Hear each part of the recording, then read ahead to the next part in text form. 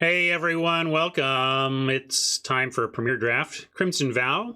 We were just looking at overall numbers, and this so far seems right on track to be one of those average amount of drafted sets for me, which is in like the 60s. Looked like my highest drafts of recent sets were Kaldheim and Zendikar, which had a full 100 apiece. And it was interesting. I hadn't really thought about how many times I draft each set, and I maybe I should have guessed before I took a look. I'm not sure if I would have come up with kind of mid 60s as my number, but apparently it is. I guess that makes me deeply enfranchised, and the type that needs draft sets to have long, strong legs in order to still be happy with the experience by the end of it. And so far, through the bombs, we've kind of got that here. I was saying this yesterday. We had a fine run yesterday, but mainly the draft was interesting because I had to send and read signals and find my lane. That's really what I want out of a good format. I want all the colors to be viable, so that what I'm trying to do is find my open lane, which is different from some of the colors are viable and I'm trying to find my open lane. So for example, Guilds of Ravnica was somewhat like that. I wanted to find my lane, but there was only 3 or 4 acceptable lanes really. And that's where a format gets really tough to keep playing, because you're trying to figure out which of 4 things you might be doing that day. And here we really do get to think we might be doing one of 10 things today. Maybe even if you add in multicolor green nonsense to that, 11 or more. And if you talk about different shades, you can do a Boros aggro or a Boros control, that kind of thing. So ultimately, I guess I'm saying the format is succeeding, because here I am. I'm not dreading playing this right now. And really, early on, when it looked like the bombs might be hyper oppressive to the fun of the format, I thought at this point in time we might just be dying. As it is, I'm ready to try something new, and on that front, look ahead. The next couple of days, I'm intending to get my setup ready for Magic Online, the old school app, and take advantage of the offerings that digital expression of Magic has to offer, which primarily, for me, is vintage cubes and cubing in general, just access to super old cards and the most powerful stuff Magic's ever had. That's why Magic Online still holds its own. It's a weird bird, but it's serving a purpose for a community that really gets a lot out of it. And it'll be interesting to see what the long-term prospects for Magic Online are, especially as it transitions out of Wizards and into formerly Daybreak, formerly Sony Online. And so anyway, interesting stuff there. We'll pivot to Magic Online in the next couple days, but right now we're going to hop back to this, and I'll pivot to my pitch, which is that you check out my sponsor, cardkingdom.com. They got everything you need for your tabletop Magic experience, and the slim times where they don't have what you need, they're looking for it and should have it in stock soon. I'm telling you, if you're one of those Magic players who likes very, very specific versions of cards with very, very specific treatments, and you're like, I want that version of that thing from my thing, and you're frustrated with how often places just don't have what you're looking for, you're going to want to make Card Kingdom your number one stop, because not only are they mostly going to have that thing that you're looking for, when they don't, I'm telling you, just put in a restock notice, and it'll be restocked within the month. I don't care how weird and unusual it is. And in fact, I don't know. Certainly, if I were running Card Kingdom, I would be doing this. When people put in a notification request, notify me when this is in stock, I fully expect that that should help up the urgency on their part to want to get that card, knowing that they have a likely customer for it. So not only will you get your card, but you'll also probably motivate Card Kingdom to get it faster for you. They're like, fetch, CK, fetch. And they'll do it. All right, let's draft. And update this info.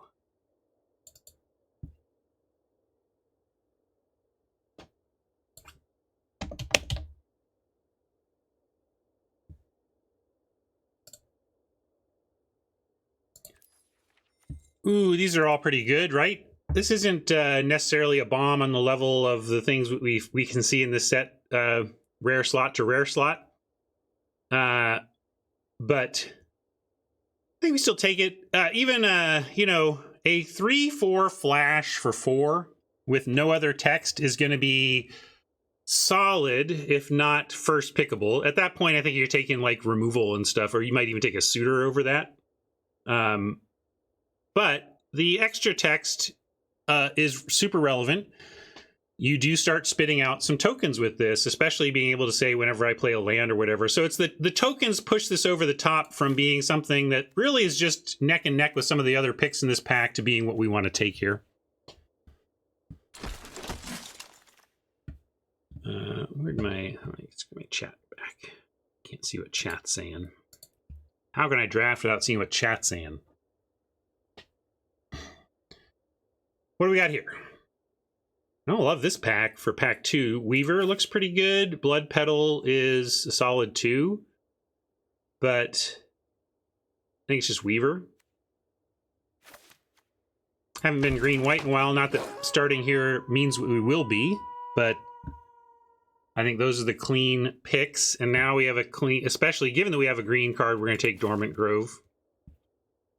Maybe we wheel a Disciple. This seems to go super late, because if people aren't in humans, they just don't want it. And really, this is the human. So if we, I mean, I don't know if we're going to stay white. Heck, I don't know if we're going to stay green, but we're taking another green card here, which suggests we're locking into green as potentially being where we want to be.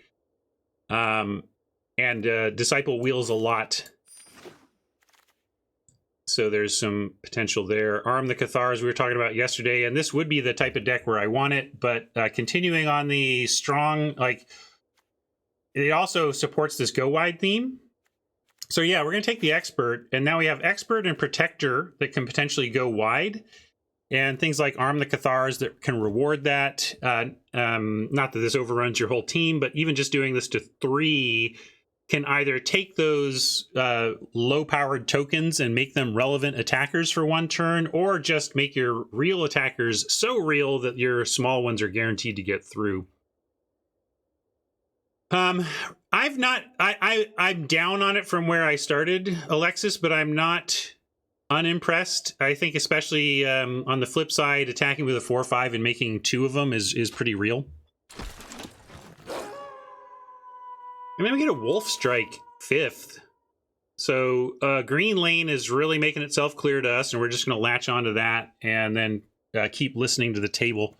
Hopefully we can play the Protector, but I'm just really excited that we have a clean Green Lane. Another Wolf Strike is going to keep that going, no problem. Well, there's this Journal, which, you know, if you get up against some vampires, this is way too clunky. But if you go long game, you know, this does get value, but I still think we should cut the color. Yeah, it's okay-ish, right? If it were better, I would take it, but it's just okay-ish, so we'll stay with our color signaling.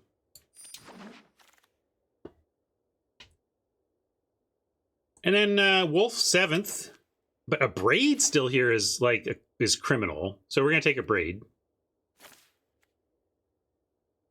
The Wolf there is still a good sign, though, that we're still getting good picks. And then a Kindly Ancestor to go with the Protector says that's pretty interesting, too. Spore Crawler is guaranteed. Do you like the guaranteed Spore Crawler or the hedge towards back towards Protector?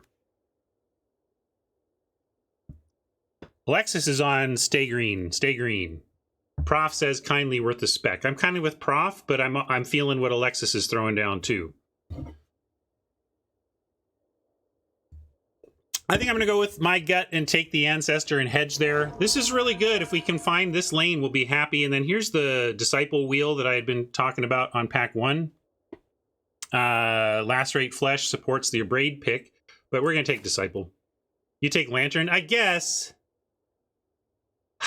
I want the Disciple. I'm gonna just really lock into the green. There is a lot of blue going around, but I can still get into it if we need to. I like taking the green card. And I'm taking a Wolf here and being happy with that.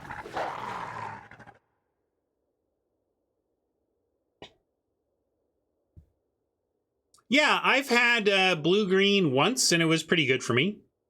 On this front, though, I'm taking the Lacerate Flesh over hedging. Even though we think blue might be open, it's not worth taking either of these two with that knowledge. Cruel Witnesses, though. So this is the type card we'll take with the blue hedge in mind.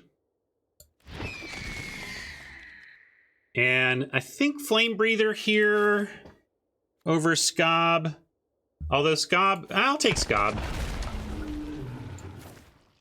Flame Breather seems pretty weak in the green red deck, although you might still play it, but you know, it's not important. This is garbage for Naya, but there is a hedge. We have a reason to take the frog, I suppose. I mean, there's nothing. The opportunity cost for taking this frog here is like a Toxic Scorpion, which we probably wheel anyway. So we're going to take the frog and see. But I really resent that I have to read this card now. I just want you to know. Fine. Whenever a frog you control attacks, mill 3 cards. Whenever a permanent card is put into your graveyard from your library, exile it with a croak counter on it. You may play lands and cast spells from among the cards you own in exile with croak counters on it. Okay. We want to mill permanents with the frog in play.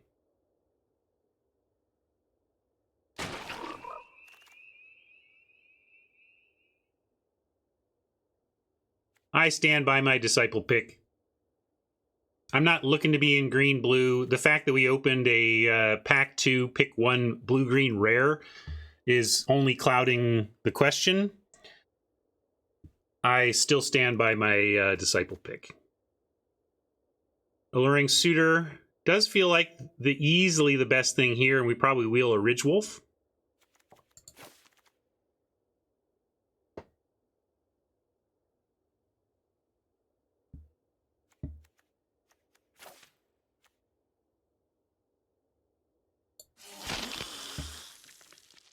Another Dormant Grove, or another Weaver. I don't know. I think we did a good job carving out the green lane.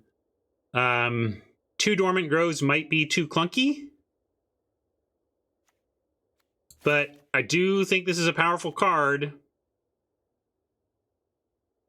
Weaver lets us do more things.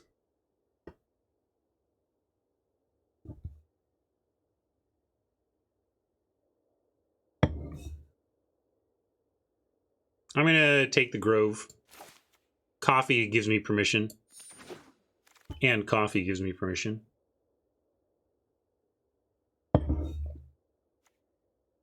Now what? Screaming Swarm, hedging that blue. That works with the Froggy for sure.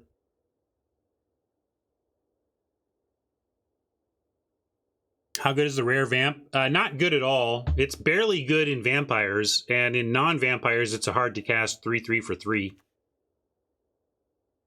Lacerate Flesh is much better than this rare for taking a red card, but we're going to take Swarm. Villager. Oh, yeah, I guess there's Fearful Villager. I'm going to make things tough on myself. Yamakurabo wants me to commit, and instead I'm going to just make things tough on us. Visionary is great if we want to swing back towards the red lane. We can just take Mariner and know we have a playable. That's really the question. 100% sure we're playing it versus what the heck are we doing? Given our lack of 2s, though, I'm going to go with the what the heck are we doing pick. Because we don't have much 2s. Playing a Braid would help with that. And if we had deeper 2s, I would take the clean green. But without the deep 2s, I like taking 2s. And on that front, Toxic Scorp is welcome here.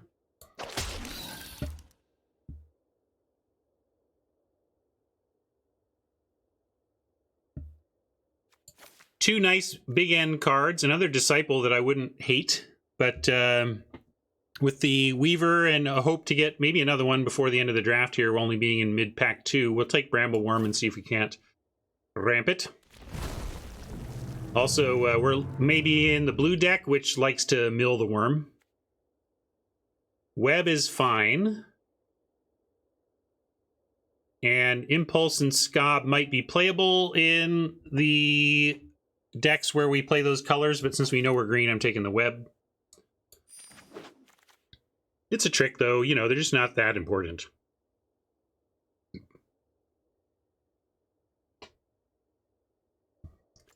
Right now, it's not multicolor. Right now, I don't think we're two colors. I'm just thinking we're still trying to figure out what our second color is.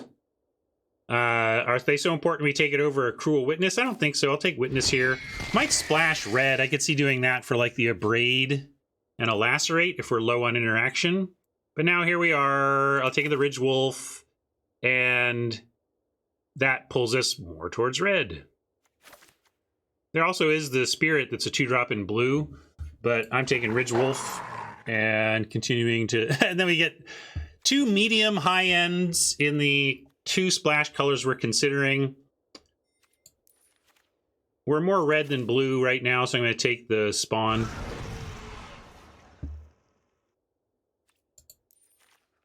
Fearful Villager came back anyway. That's nice. So it's starting to feel pretty green-red around here. Maybe still able to splash something like a Omnivore if we thought it would actually be good. I'm not sure that it would, though.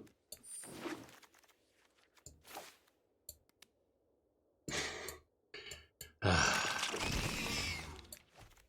I put that on my list of things I want fixed? Probably just a statue here, but I guess if we're going to take a 3-drop Ramper, we'll take a Weaver over a statue.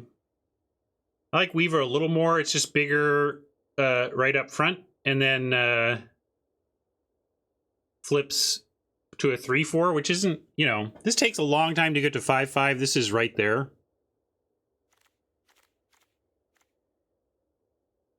Yeah, it helps with, but it's fair. It's an interesting question, really. And we're going to wheel another Ridge Wolf, though, so I'm going to take Weaver.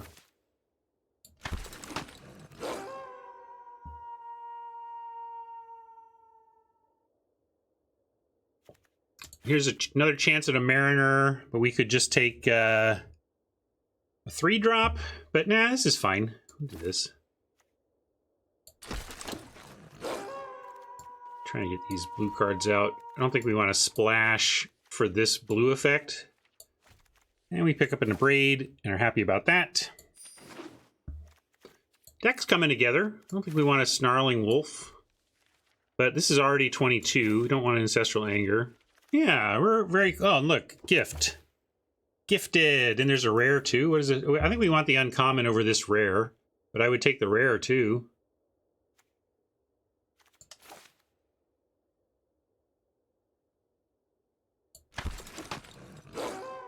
You like Cadet? Yeah, it's fair. Cadet with 2 Groves is pretty interesting, Haj. If it wheels, we'll consider that. I didn't really put that together, but certainly taking the Child is hard not to do.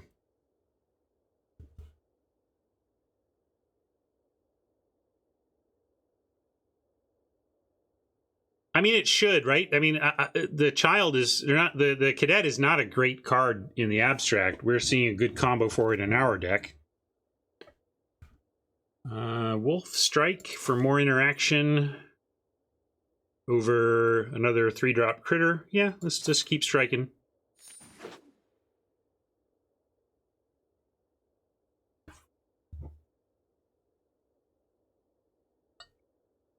Let's figure we're going to wheel that thing, and that's going to let us cut this Pyre Spawn for sure.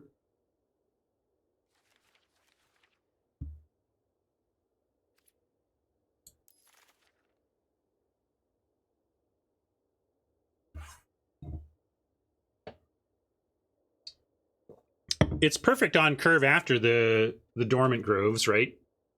So here we can take the Hunter. We could also take Raconteur for a 4 or a second Anger and go in a little bit towards the Anger stuff.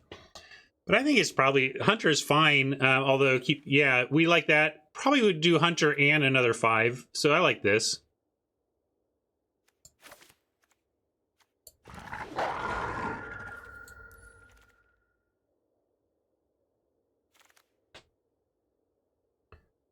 Got another combat trick. That's cool. Don't need a millipede or a witness here or any of these, so massive might make the deck. Now the ancestrals are flowing. Let's take a rare. Could even contribute to that splash if we wanted to do it, but I still just don't think we want to do it. Yeah, Lacerate can probably be cut now with 2 Abrades and 3 Wolf Strikes. I agree. And here's that Ridge Wolf that did come back to us. This was suggested for destroy target artifact. I get it, but not over the Wolf.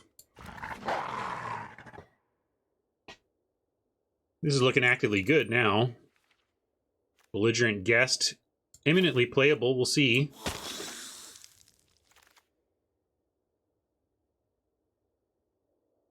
Web number. I don't think we want a web because we already got our massive might, so we got a web and a might. And we'll take recruit and not play it. Mariner still here, gives us real decisions to make now. Great. Love to have these tough cutting choices.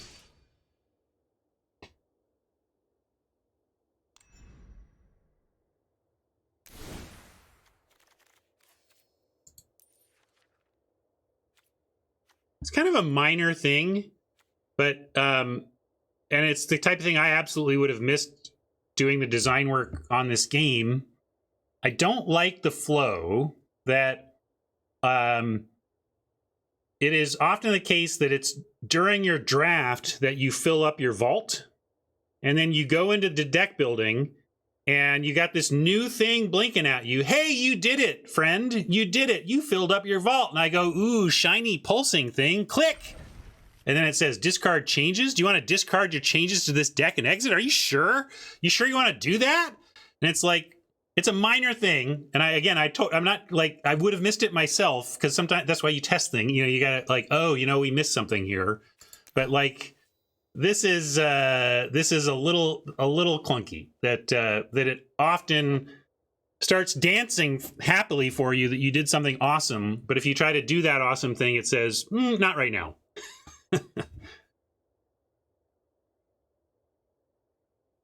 I don't have more coffee to get. I can sit here sipping it though. Yeah, you say villager. I was thinking guest. So maybe we'll do it one thing at a time here, and I can start with, I think it's villager or guest. Oh, I see. The coffee's for you. Villager has a lot more synergies going on, but things that trample for blood are nice, and we have the combat tricks to make that work. So, I mean, they both are fine. They're both fine. But I'm with you. Let's cut guest. I'm not going to pull it. We're going to keep the villager and cut the guest.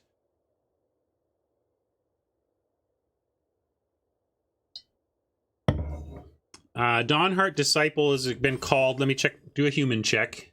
9 humans is pretty good for the Disciple, although we have 1, 2, 3, 4, 5, 6. We only have 6 creatures. I kind of don't like cutting the Disciple. We only have 6 cards we're happy to play before turn 3. That's not a lot. So we're going to look towards the higher end here. No, again, I just want to resolve creatures on 2. A braid can be fine.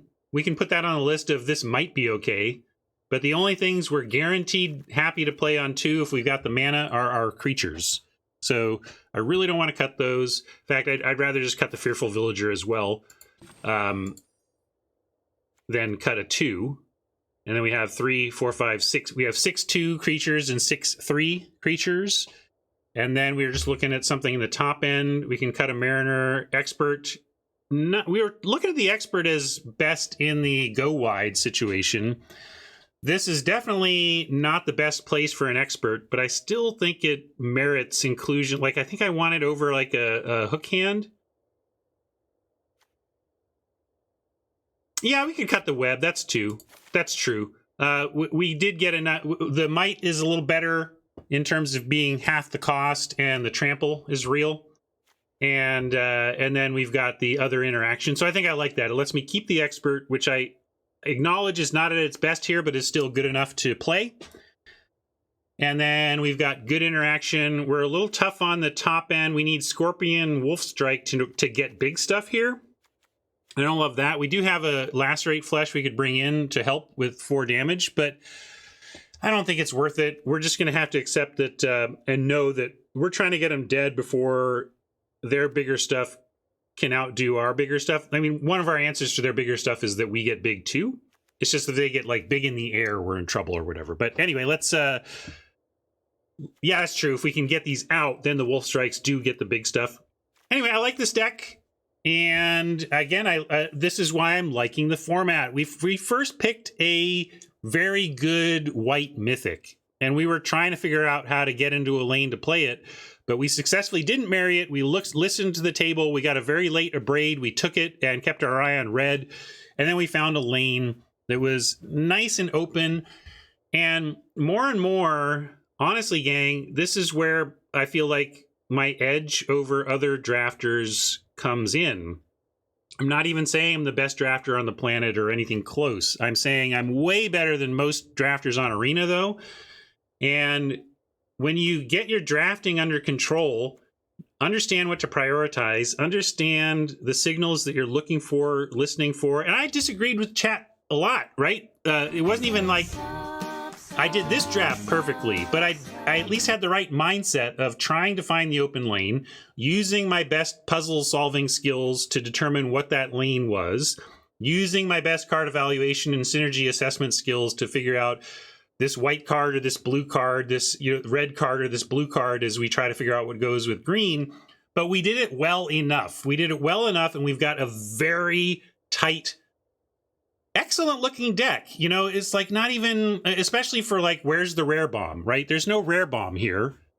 There might literally be no rares in this deck. Yeah, this is a no rare deck, but I'm quite happy with it in a set that we're calling one of the princeliest in a long time, right? So, well, that Lantern Bearer could have put us into a good blue deck. I mean, that's what I mean, Aurora. Like, I'm not saying I'm the best. I'm not saying this was perfect. I'm saying we did it well enough to find a great deck. And I think that if you for those who would have taken that Lantern Bearer when I did not, if it had pulled you into blue, I think there was a good blue deck here as well, but that would have been listening as well. I think the main thing we all did and heard and listened to loud and clear was that green was wide open. We locked onto it early and got into that perfect position of being able to say, we know we're green, what is our second color? And you saw me being pretty open to being pulled one direction or another deep into pack 2. And some people were at that point saying, hey, time to lock in. And that is about the time to really kind of lock in. But the point is we were able to wait until that long.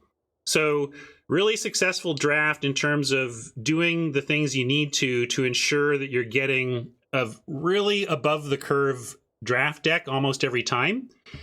And that's been the secret sauce of my ongoing success. And you've seen me play. I see some stuff. I don't see it all. I make a lot of play mistakes. And I honestly think that my play mistakes are heavily made up for simply by having tighter than average draft decks. So anyway, a little thought there.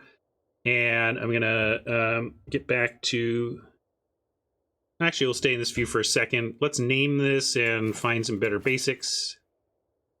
Yeah, I think we're on 9-8 because the red-green split on 2 is about even. Mainly my 2 column determines, and to an extent my 1 determines my land split.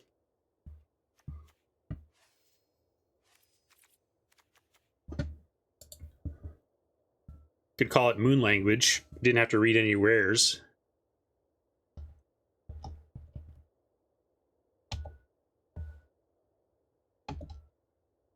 Well, Moondance is good though. Although I got to do the, I got to spell it like the Van Morrison song. A fantabulous night to make romance, found this down on the bottom of the sky. That guy's got a catalog. Holy hell. Van Morrison? That guy wakes up and on accident releases albums. Unfortunately, he's also a chode, but, you know.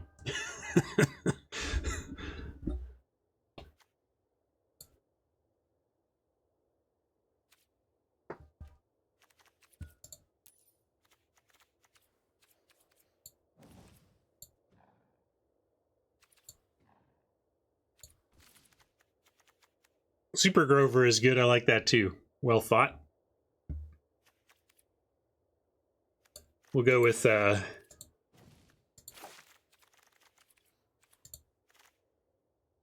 Mirage Gruul. And do we want the green? Yes, because of the weavers. Yep.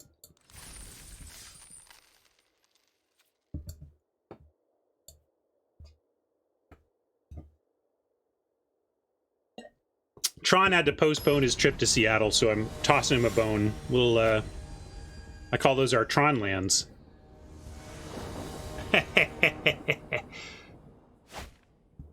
Oh, I missed it, D. Hold on a second. What'd you got? Striking instead of stroking? I don't even know. What strike are we talking about?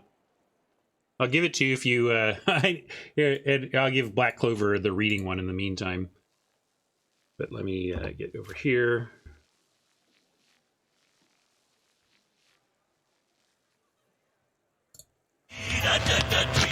Easy keep for us. We need some land, but we got both our colors and 2-drop. I can't read your crazy moon language! Stroking. I don't even... Let's see. I'll just... There's no card named Stroking. You give me the name of the card whose meme you want to see. Thank you. Disdainful Stroke. Because it's alphabetical by card name, so Stroking isn't good enough. Now I gotta find it. I don't know where. Let's see. It's gonna take a bit, D, but we'll get there.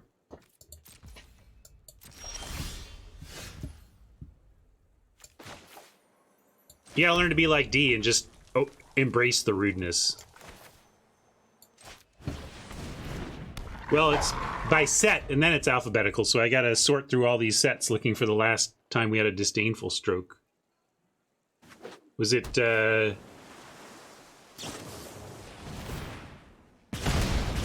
here it is. I be stroking.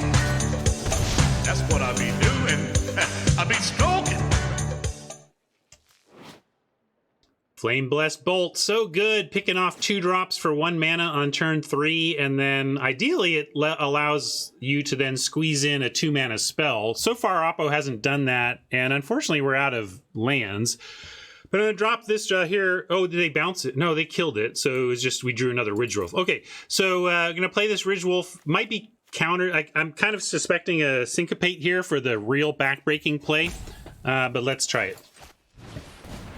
All right, happy that landed. I mean, if they had spent 2 mana, it's really tough to come back from that type of sequencing, that extra mana value. But instead, effectively, they paid 3 mana to kill our 2-drop, and that's fine. This is somewhat of a free attack.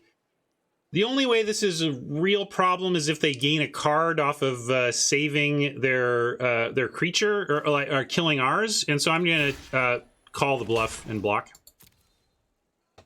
Yeah, it could be strike, in which case I'm trading a strike for a Ridgewolf, which is fine. I just don't want to get blown out by... yeah, and there you go. So that's still a 1-for-1. We traded a creature for an ambush. I'm fine with that. What I'm not fine with is not finding another land. But they stalled out as well, so and we have plenty of life. This is going to be fine. Oh, I don't know if it did. Let me check. Probably. I think I just did everything that... Oh, if it was a newer one, then no.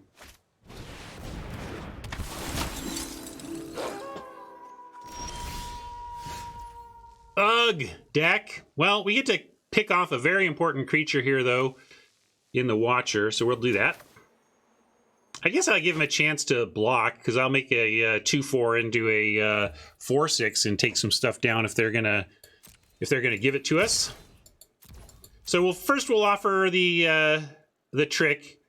It's so telegraphed we almost don't want to do it. Hey, cool.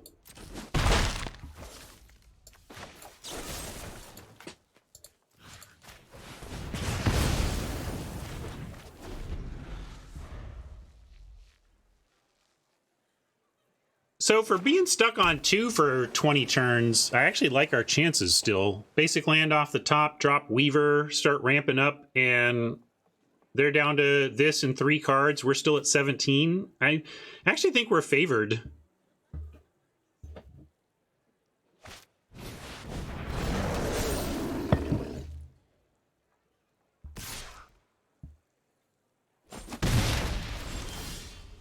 Unless we literally never find that other land. That's going to make it tough. But if I send in here, we can make a 4/6, and then the Pummeler trades 2 for 1 for Wolf and Massive Might. It might be worth offering that, though. Just get it off the table, because we don't want this on the table when we do find our we get our Blossom out. So I'm going to go ahead and offer... although maybe I should offer on defense. Yeah, I'm going to stay back and cast it on defense.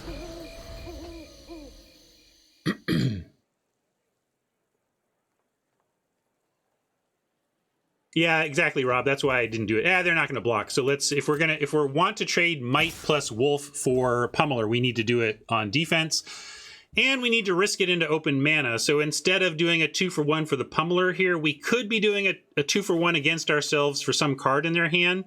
But I think we still need to do it. At this point, we're trying to just bleed their stuff out and eventually unlock our hand.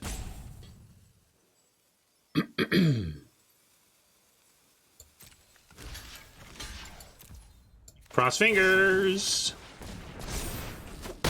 Yay, we only got 2 for 1, but we did it with the creature we wanted.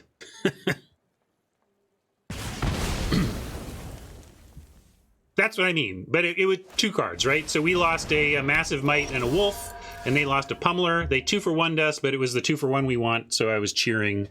Which, you know, you're not in the best of places when you're cheering Oppo's 2 for 1 against you.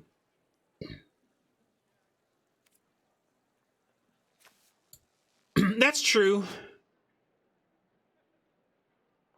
But then it kills the... Would it have killed it? Yeah, maybe they reduce it without doing it. Yeah, it would have been an interesting line. It's a good point. Yeah, I haven't seen Mike in a little bit. Hopefully he'll come back and say howdy when he's able.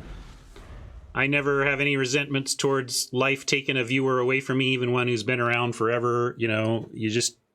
It's something you can't take personally as a streamer. Life happens, and life changes people's availability. I'm just thrilled day to day with everybody who's able to show.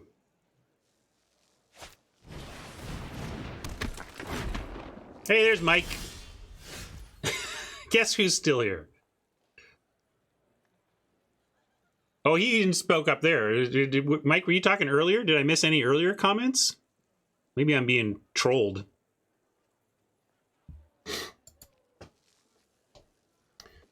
Well, I will give you that Neverland now. Where are we going? To Neverland. Neverland. Neverland. Neverland. Neverland. Neverland. Yeah, 2 lands, I guess, was a little low. A little low. We'll drop Brambleworm. It's not going to come out for a while, and might be able to gain some life to keep us alive in the short term.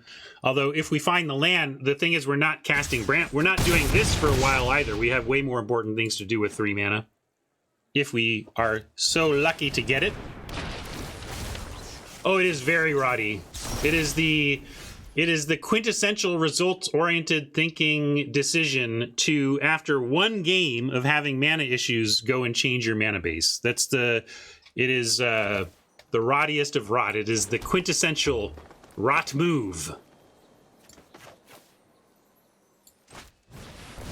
At least it's nighttime. We get a 3/4, and if we untap with it and find a land, we can start. We have 6 mana. You know, that's why it's like. It's been incredible, like, to be stuck for so long. We just need, all right. And then to lose to this. Like, losing to this doesn't tilt me. Losing to this in a 3-color pile? Oh, it's not 3-color, that's my color. In losing to this in a 2-color pile? That tilts me a little bit.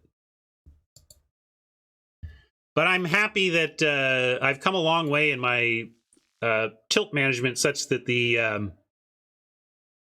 there's no anger from my deck not delivering me a land at this point. Not anger. Like, sometimes there's frustration, but it never really gets me. It's just like, truly, it is part of the thing that happens in this game. It happens to everybody at the same rate, and there's no sense getting my undies in a bunch over that which I cannot control about this game.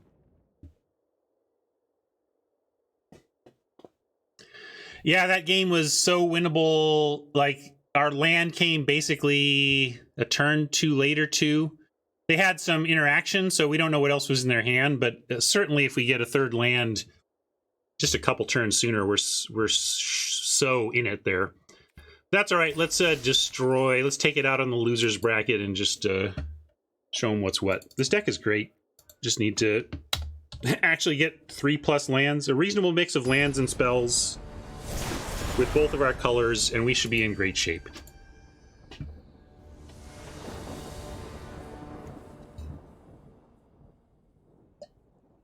Well, this, as I say, what's hiding behind the hook hand? A Sporeback, yay!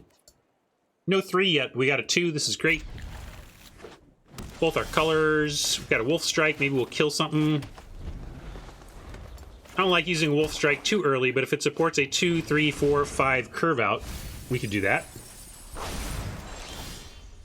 Although Ridge Wolf gives us a different plan. We're going to go Ridge Wolf now and Sporeback next turn and be attacking for 3.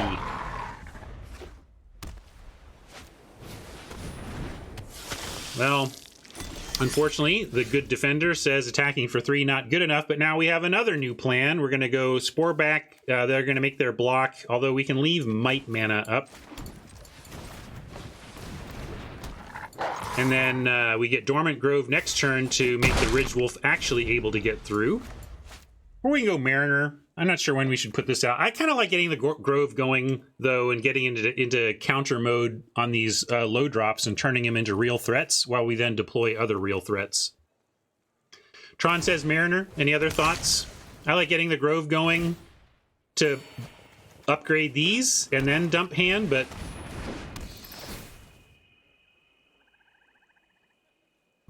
part of my thought is Grove is as good as the number of turns it's in play for. Like, and so Grove is better and better the more turns it sits into play.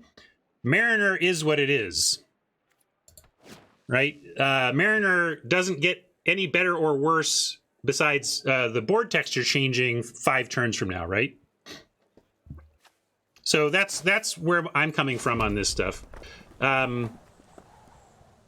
Yeah, and so that's this turn, but if Grove puts a counter on the Ridge Wolf, right now we can't really attack with the Ridge Wolf. We put a counter on the Ridge Wolf, we're going to get through for 4. So I'm thinking that actually playing Dormant Grove right now is +4 damage. Or it's a bad block for them. Yeah, if we have a 4/3, I would absolutely trade the Ridge Wolf for their guest, because then we can get much more attacking through after that. So I'm doing it.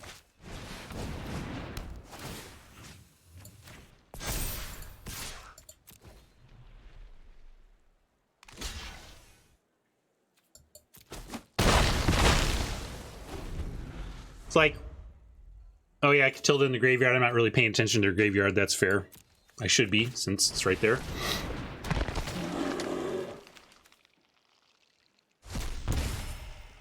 Yeah, I suppose I should have attacked both if I was expecting them to double block the Ridge Wolf. That's one of my ongoing leaks, is failing to add the other attacker in when I should. Very common thing that I screw up. Now I like going Infestation Expert. We could even end up, if we draw a land next turn, we could pass with Infestation Expert, make it nighttime, and have 2 strikes ready to go.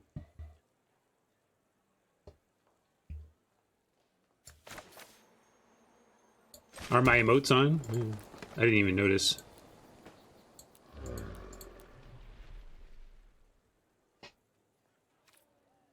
And yeah, we'll throw a counter on the wolf and offer it for the scavenger, I suppose. This is going to get ugly when they can cast it.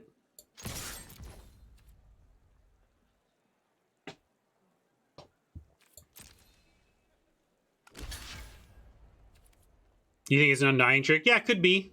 Looks like it with this block. I didn't expect the block, so I think your read is pretty good. Oh, no. Just a block. All right, expert.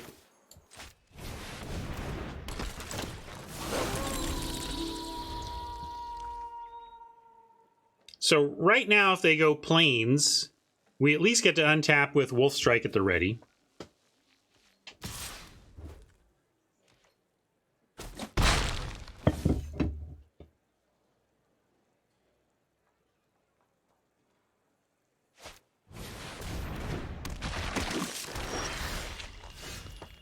Cool. No, we're never striking this down unless we get our Death Toucher. This is pretty much not killable by us. But it's not much of a defender in terms of power. So, yeah, Visionary Keep Up Strike is definitely where we want to go here. Do we want to make the...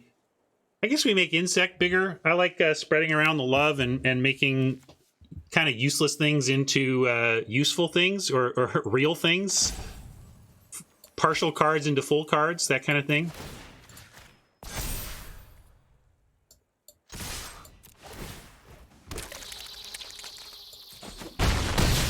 And also the 1/3 says make 2/2s, right? Because they can actually, you can attack an army of 2/2s into the phalanx and not even lose anything unless they double block with it. But Visionary Hold Up Strike's great.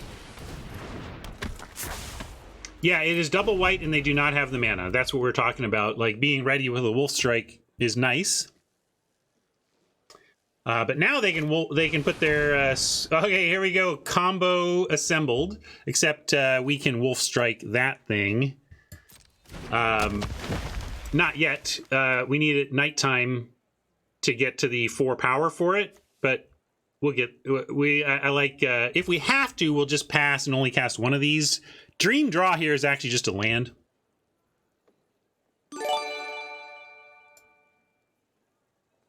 Oh yeah, and we can chump for right now. Yeah, we're gonna obviously spend a 1/1 to save 13 points of damage. And true, we do have a second shot at a land. Very good call. So we're pretty likely to get where we want to be with regards to the Wolf Strikes available for the Lumber Knot. In fact, heck, we can put this on now. Well fought, Insect. You never had a chance, though, but your little insect brain never knew that. Oh, yeah, Grove makes 4 power. Good job. Thanks, gang. Also, flipping the Visionary would, too, as Haj mentions. So a lot of ways to get to the 4.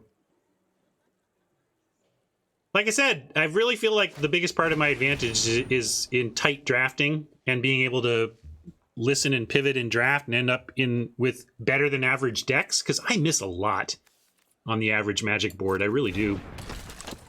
That's the toughest reality check of drafting for me, or of streaming for me, but a good one. Just like, oh yeah, Ryan, you screw up a lot.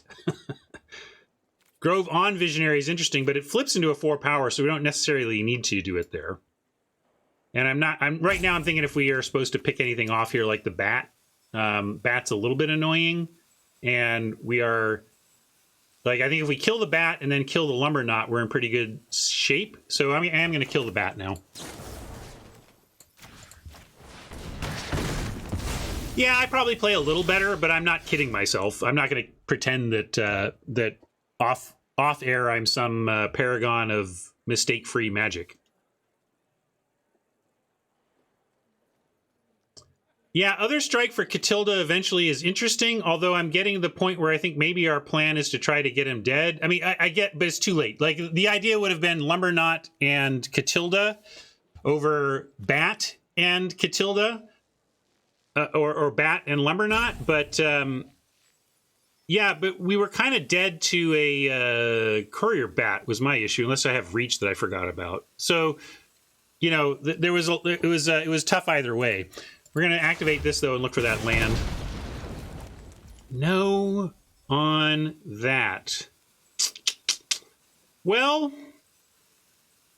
I can still Grove up the Infestation Expert. And if they double block... we still have that... I might end up playing the Mariner here But I think we got to do this and this.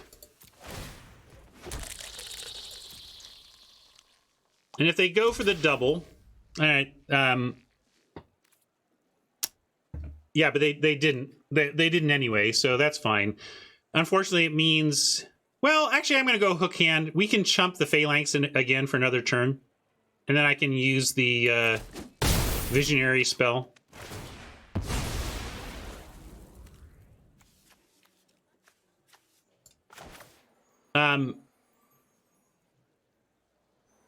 Yeah, I mean, I get it. But what do you want me to do? Like...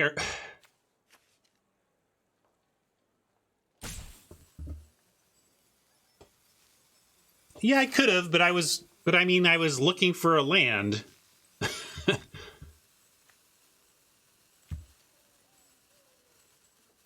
All right, let's do the Lumber Knot then and get it dead while we can.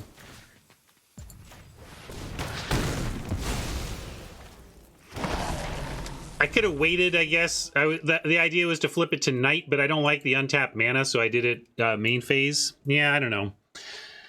I should have thought that through, but that was my heuristic that took over in my brain. There was they're tapped out, do it. The mistake was not properly weighing both sides of that potential, but doing it while tapped out against green is fair.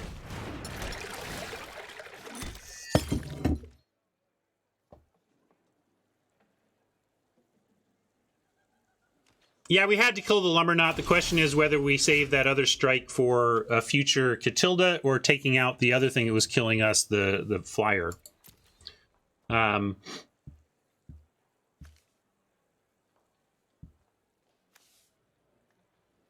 now we found our mountain. We could let it go to Night, but I'm still going to go Visionary here.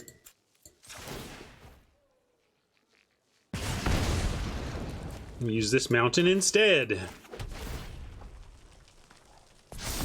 So now we could flip.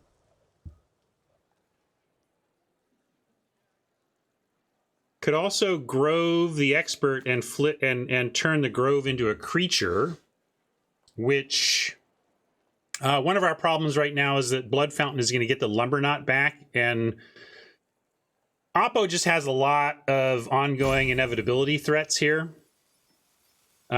We could swing Expert again. Do you like putting a counter on it? As a 5/6, they just block the Phalanx, but we get a 1/1. We make a 3/3 bug to have better ground blocks, I guess.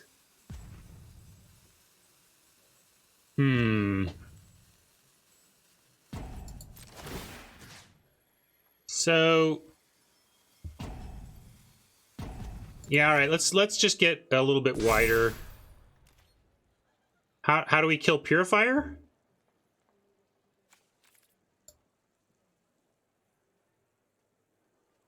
Oh, just by attacking and seeing if they want to. Yeah, we can swing Expert. Yeah, if they put everything in front, it's a trade. But like, I understand what you're saying now, Math. So Math is saying send this because if they block everything, we get the Purifier, and that's worth it. This is all very tough, gang. I don't like our chances because of the Blood Fountain. We have way too many things that we're saying are kind of essential to kill, but without the and no tools to do so.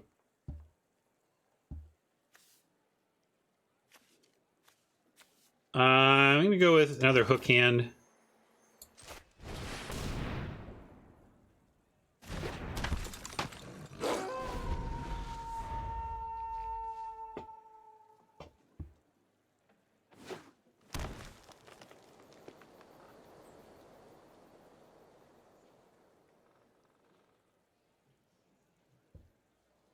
Ah, hindsight.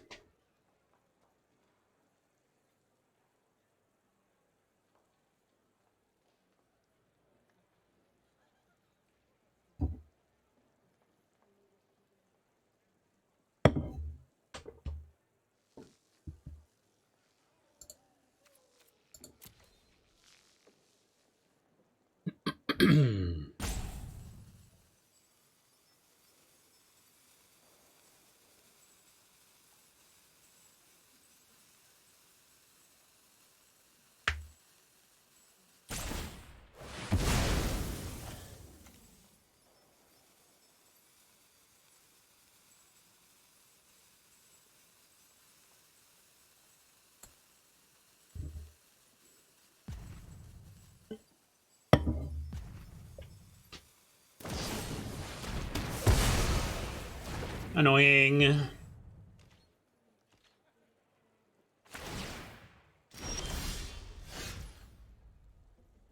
Toxic Scorp sets up some answers if we can find another strike.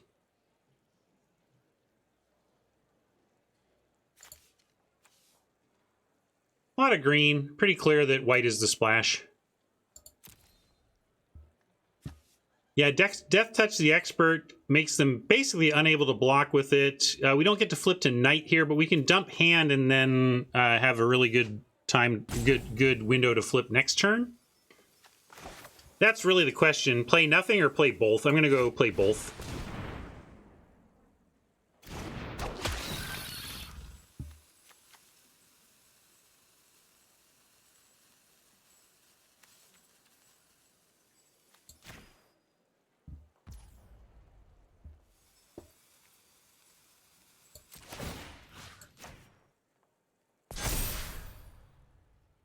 I like these two in.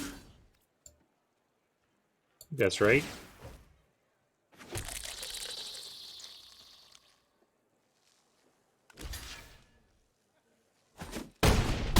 Yeah, that's what we wanted. So you say. But then look.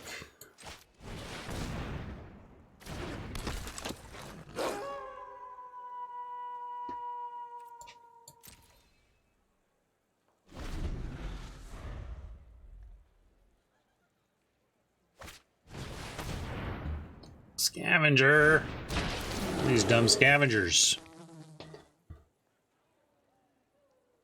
But now we'll hold back the Mariner. Certainly don't want to trade the Mariner for the Scavenger when we can flip it and still get through this whole board.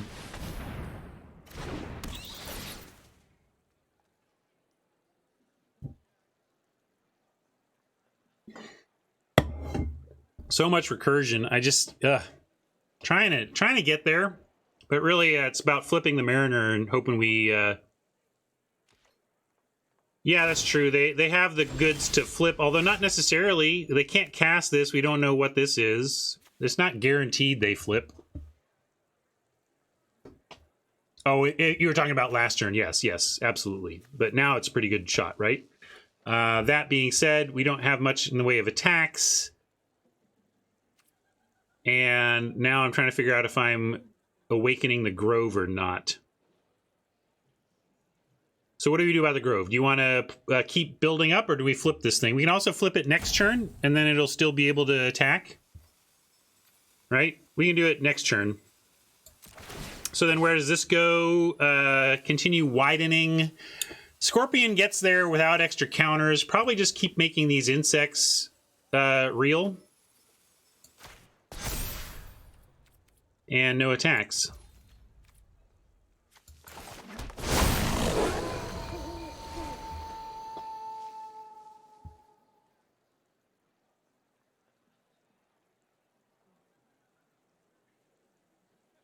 Up against it. 6 life. Courier Bat. No reach.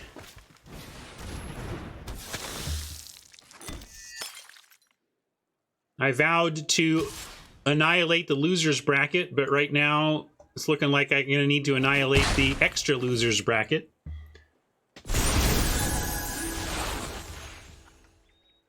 And they still managed to double spell just to really cause a chafing. I don't even know if we have time to flip anymore per se. I don't know what growing back to Knight even gets us at this point. I guess it gets the flip Mariner, but now, yeah, I guess flip Mariner might be worth it. I don't know. I just don't think we have a way. Like, flip Mariner doesn't get there before we're dead to the bat. So... yeah, I could have not played the Blossoms and flipped the Mariner here, but it doesn't actually get there. Yeah, we have removal, but that's why I'm not too worried about the Mariner not being flipped. This is about whether or not we draw one of the handful of outs to the current threat.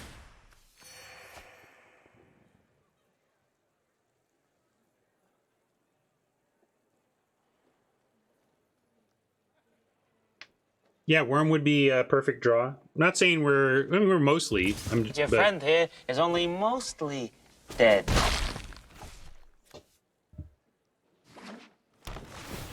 Just specifically letting it go to Knight for the Mariner doesn't seem like a very relevant decision point to how this game plays out. And we didn't get there. Yeah, I don't even think you need. I mean, you just need to know where to go for it. But I think you can find my username and like literally look at any draft of mine you want, since I've shared my info.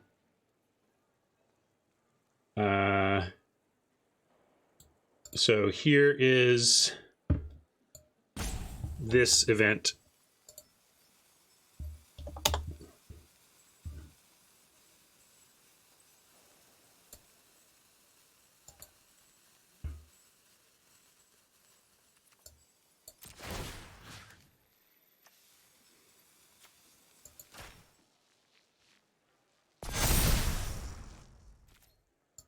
They might, Mike. Watch.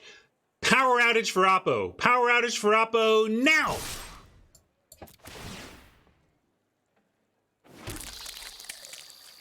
Mouse battery dies. Watch their mouse battery die.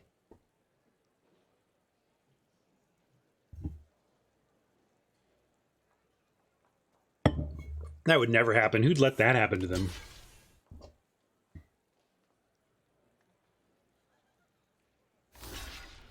All right, maybe they're successfully blocking Mike. Maybe.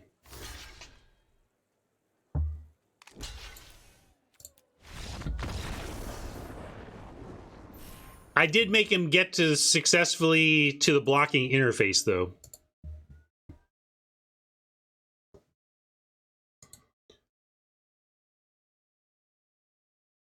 Well, Magic being a funny beast today. 0-2 with a deck I really like. Let's see if we can pick up a win with it. Maybe more. Maybe I go 0-3 and just have a productive day on other fronts.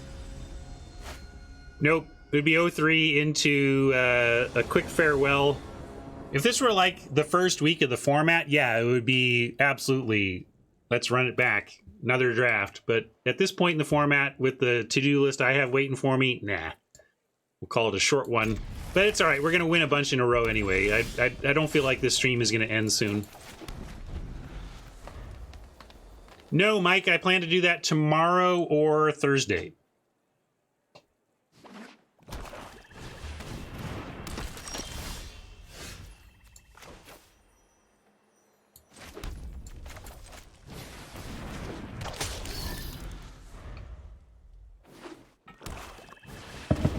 And if I miss the expiration date, we'll still do it. Whatever, I'll buy tickets or something nonsensical like that.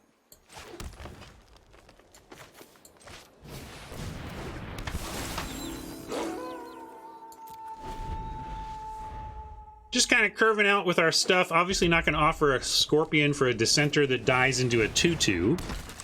We're staying back on D there. Our next turn depends a lot on what we draw. Just have Hook Hand, if nothing else. And looks like we've got Dormant Grove or Hook Hand. Last time I went Dormant Grove to get that going faster. With the Witch already flipped, we're going to probably Abrade the Witch. I like Grove, put it on Scorp, and then send in. If they want to trade Scorp for Witch, that's fine. I could put it on here, but they could double block, and I don't want to do that. Abrade Fountain is interesting, but we have time for that, Aurora. I'll keep that in mind. Good call.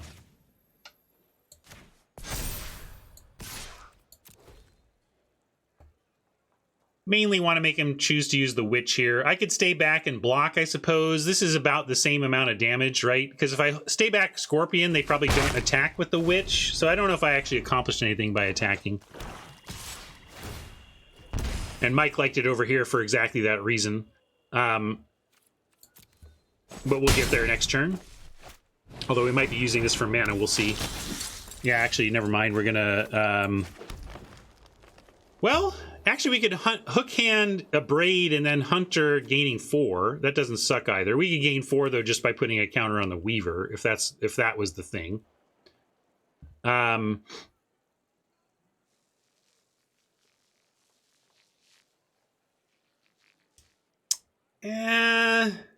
Do you though? I don't know. Yeah, I'm on hook hand to Braid, but I really I don't know.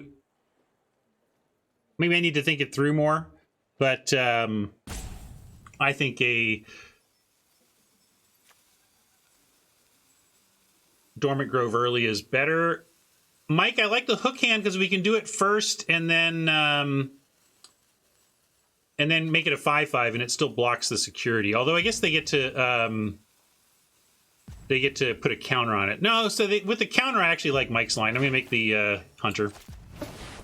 And I'm going to put a counter on. It's a little bit all eggs. I'm going to make a... Well, there you go.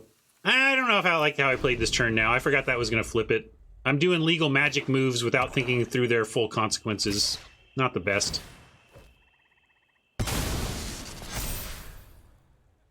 So, this is a screaming... Yeah, I wasn't thinking about flipping the Grove, to be honest. Like I said, I'm not playing this.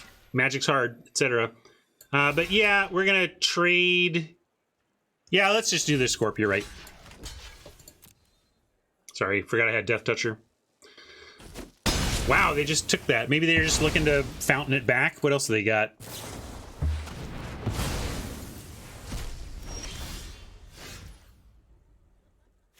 I'm cool with this. I don't like how we ended up kind of misplaying the turn last turn, but it worked out okay for us. And a Braid on the fountain is starting to look more and more interesting.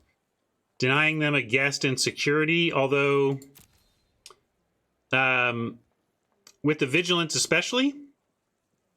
So let's go hook hand, kill fountain. Yeah, I like that. Again... making some questionable decisions that make me feel like I suck at Magic sometimes, but I just have to remember the game is hard. Forgive yourself, and don't dishearten yourself into, like, compounding your misplays or whatever, right? Yeah, we could worm it up, but I think getting rid of the fountain before it's active is important.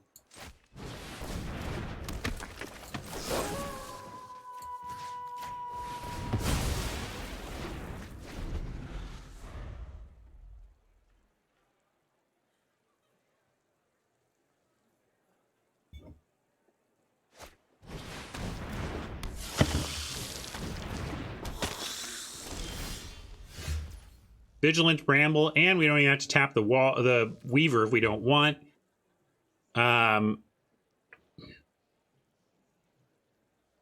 Can't block.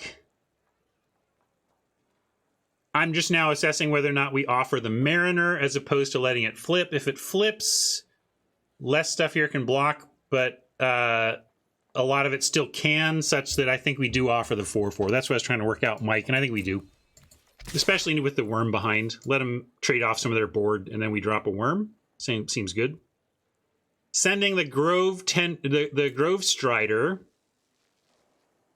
That gets... It might get triple blocked, but if so, we're trading Suitor for Grove Strider, which I'm okay with too. So I'm going to send that as well.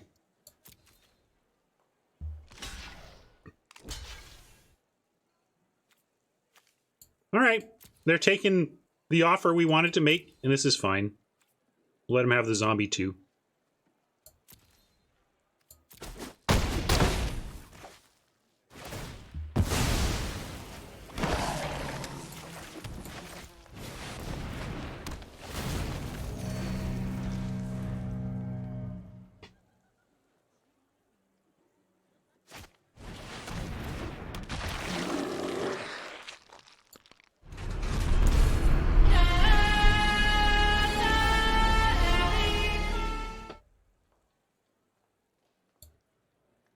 Nice, we got our other Braid, kind of just in time here with this Scavenger. I could abrade before combat, but I might as well let them put the scavenger on the worm. They think they're just taking 4 and killing the worm. Instead, they take 7. And we can offer this attack again as well. I suppose if they put the scavenger on the Grove Strider, that messes up my plan, but there's just no way they do that, right? Yeah, but this is what I mean. Trample anyway, but right now it tramples for 4. Basically, if I had killed this pre-combat, it gives them a chance to make new blocking decisions based on the trample knowledge. I'm just saying there was no need to because we kill this out from under them and get the exact same amount of damage through. Yeah. I'm just, sorry, trying to make sure it was understood what I was thinking about there.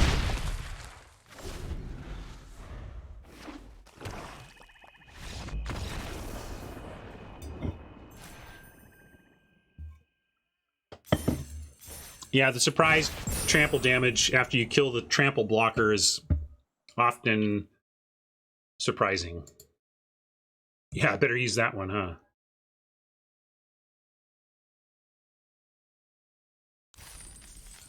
Thank you. We got one! Champ is here! The champ is here!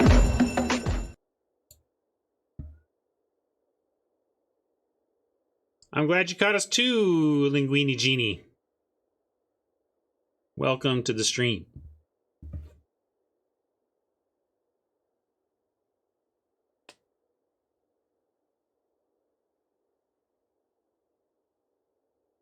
And yeah, Linguini, that's one of the early level ups that Magic players experience is that's awareness of like, oh wait, they don't know I don't have it. I can pretend to have something and make my opponent think about it. You know, that's because you start just by being happy that you understand the rules enough to make legal Magic plays. All right, this is a good keep with 1 land. I called our Stuck on 2 Forever land a good keep as well, and it was. We just never saw a 3rd land. Let's see if we can find one here. We're gonna go Dawnheart to start, looking for Weaver and Mariner to grow it, and we got our 3rd land already, so that's nice.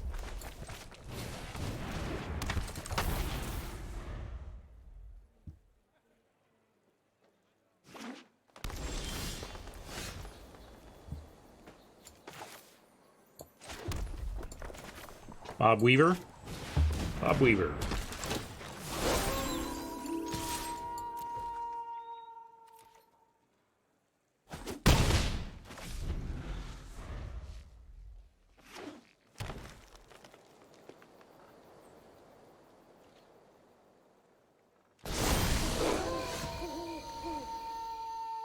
Well, we did not draw a 4th land, but we flipped a werewolf to bail us out a little bit. We're going to go Child and pump the Disciple.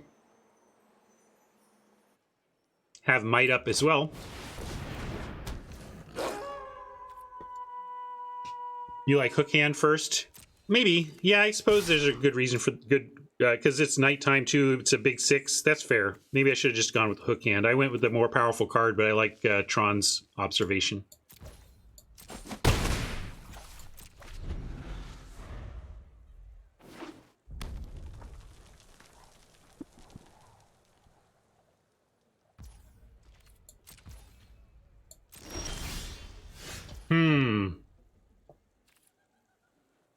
A little suspicious, but I don't like keeping the Blossom Clad back here. I guess it gives us 5 mana and a Might plus a Hook Hand, so I will. I guess I will. Because if I attack with this, we can't cast the Hook Hand anyway. We want to do that, so I'll do this. Yeah, it's probably Fierce Retribution. I'm cool with that. I think they Fierce and we drop Hook Hand and we're still in great shape.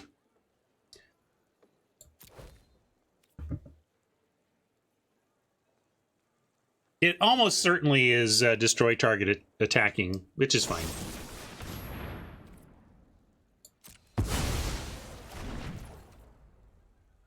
Depending on your perspective, that's a reason to have played or not played the hook hand last time.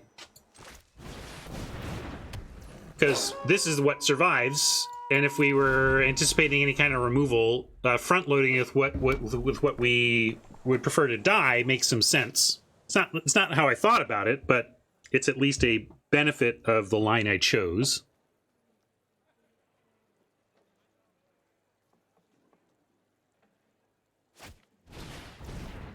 Wolf Rider, not very good here.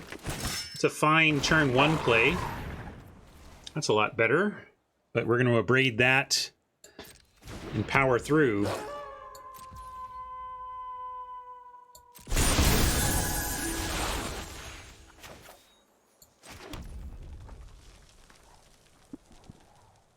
And even, let's see, we could abrade and Wolf Strike. We could Wolf Strike. Also, I'm going to abrade. Although they might double block. I should give them a chance to double block the Mariner, right? And with the Massive Might, I can really send everything and have lots of tools. If we Scorp, we only give ourselves 2 mana. We'd have to keep the Weaver back, and then we still have Massive Might and a Braid or Wolf Strike, and that's fine. If we play the Scorp, we're saying don't block this.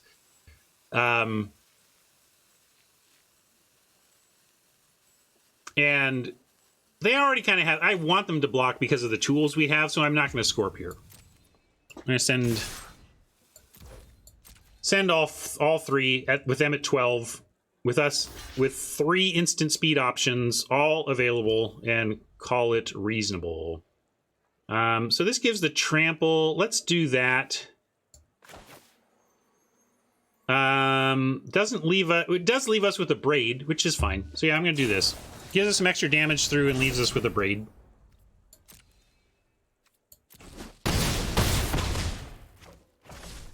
Yeah, Night buff on Strike is reasonable, but, you know, we're good. This looks excellent. We abrade, if nothing else, the Wolf Rider. And if they... Ooh. Well, I wish I had my pump spell now. That would really stick it to him, but we got him, right? I mean... I shouldn't say that. We got him to 1 here.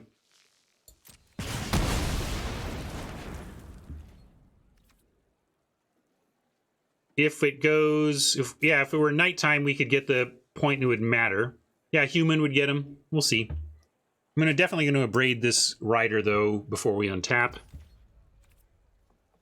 You think we don't kill that? I guess it doesn't have blocks, and they probably don't block next turn. Yeah, that's fair. I just feel like if we don't use it now, we might never cast it. But that's fair. We don't need to, so we'll wait. There you go. How about 2 abrades?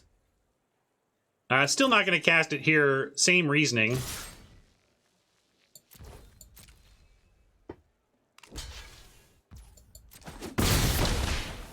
That's fine. We got it for free instead. If it were lethal, of course I would have done it. But it wasn't lethal, so no need to. Now I'm going to make 2 lethal... Playing the Scorpion gives us lethal through 1 block, and then a Braid should help us if they find a second block.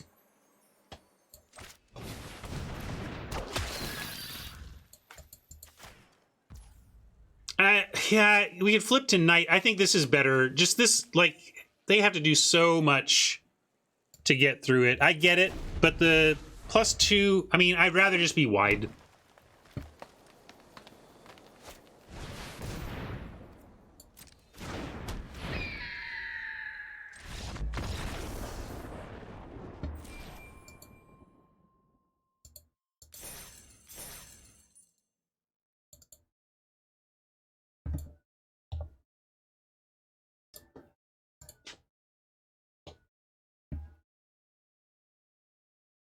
Oh, crawling towards respectability.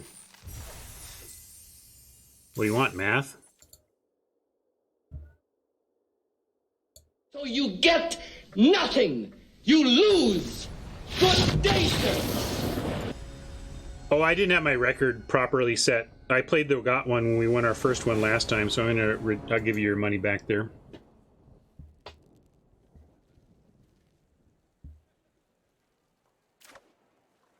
Looks good.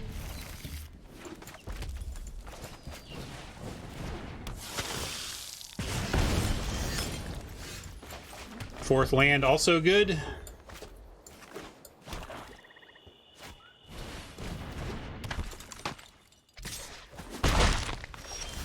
Hey, Pablo. Yeah, there's some wolf going on. Yeah, definitely some wolves here and some wolf synergy, but mostly it's a creature curve deck, you know? Good creature curve, good removal. That's it.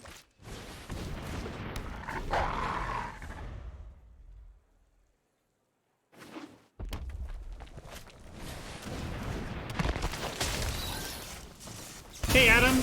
No problem. You got it. That was... I have a Raid Captain Channel Points redemption, and one of your viewers who was over here redeemed it and said, I think it was D. Dionysus, you around? I think Dionysus, our friend Dionysus, said that we should go check out your stream, and we did. So, D's your man. Well, Wolf Strike on the Fell Stinger makes some sense to me, given that we have big stuff we want to be attacking with on the ground. I could play the Ridge Wolf and try to use creatures for that purpose. Maybe that makes more sense. I was trying to also use all my mana here. But I think given that we just want to be able to... We can take care of the Stinger later if we have big stuff to get through. So let's just start with the Ridge Wolf and developing the board. David likes Strike and Swing. I'm going to go with the Ridge Wolf play. But that was the choice. And Magic is hard. There you go. 2 very strong thinking players in Mike and David coming up with different lines in the same spot.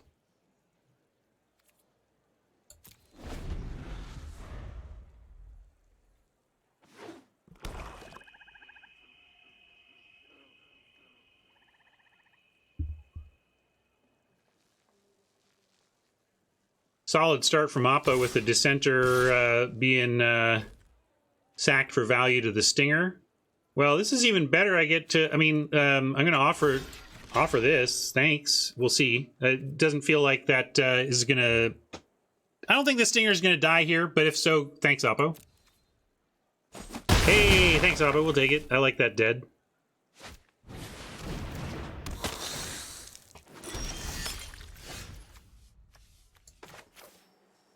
Hook Hand versus Child versus Dormant Grove. A lot of options here. Dormant Grove says we could attack with the Wolf, but that puts us in a tough spot to a crackback.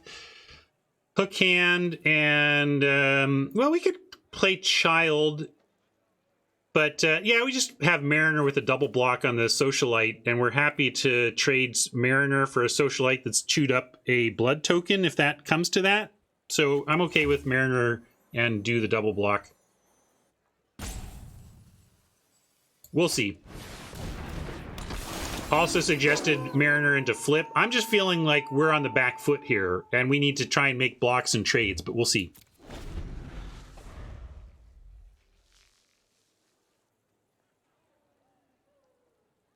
And it was huge that they drew cards off the Stinger, because they're going to follow up their pressure with more pressure. So let's, yeah, there's more lines here. I mean, we have a Wolf Strike. We could, you know, if they're going to spend the turn, especially spending the turn casting that, because now they get to 6. They're doing this so that the double block is a 2-for-1. So we're just going to decline and go ahead and strike it. Yeah, we're just going to take this. They've put a lot of their turn into this. They get a blood token off of it, but then we get a big tempo bump by effectively taking 1, 2, 3, 4, 5, 6, 7 mana worth of effort and undoing it for 3. If I play the Suitor, we could swing and have the 3 mana to Wolf Strike. But then we're at 9 with only 1 blocker against 1, 1, 1, 1, 2, 2. It still might be okay.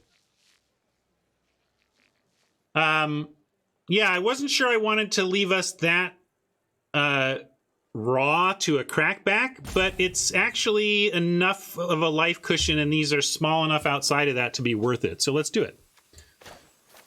Not like that.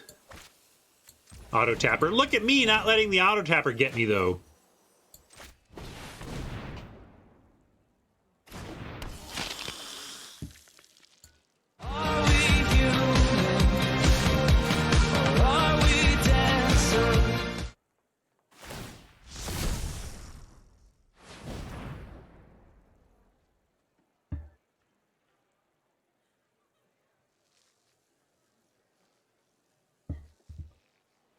We're killing this.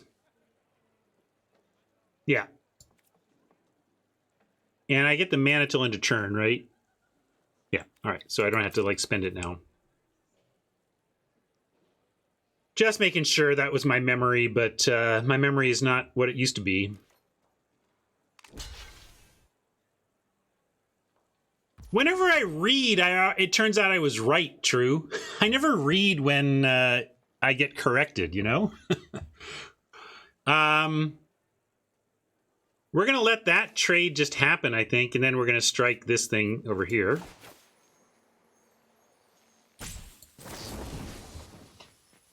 And let's do... Yeah, I guess we can strike after attacks. That's fair. Again, where does this phase end? Until end of turn. Okay, see, I had to read it again, though. Reading it once wasn't enough.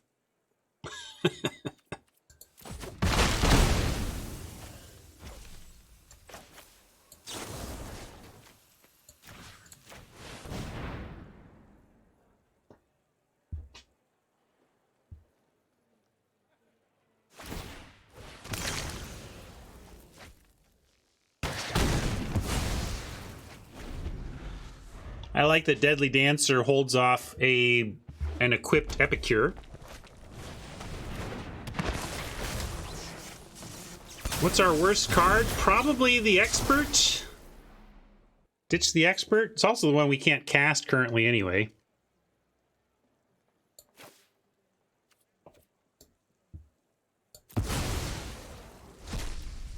Looks like people agree that Expert is the worst of those three.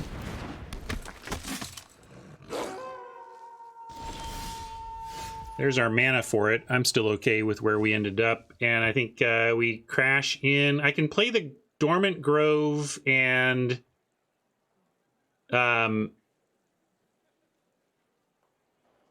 Deadly Dancer. It doesn't change. I guess we could Dormant Grove the Mariner, and then it doesn't have a trade with the Watcher. We leave the Dancer back and threaten to block the Watcher. The Watcher could do its thing to make unblockability, but they've only got 3 or 4 power with which to attack us in that case. To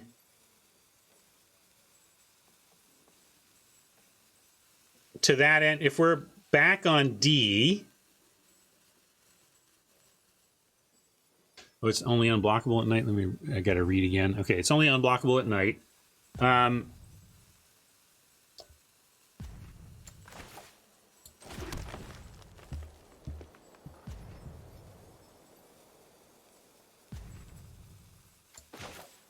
gonna go with the Grove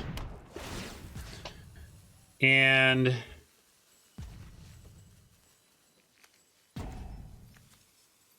hook hand and no attacks. I'm not sure that's right, but it gives us a nice 5/5. They can suit up the Watcher if they want, but then we can block it with the Dancer.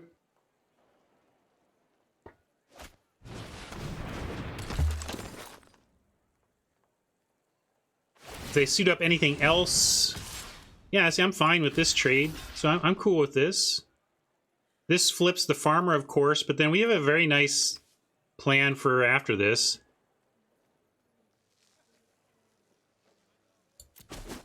Yeah, we can we can pump the Child too.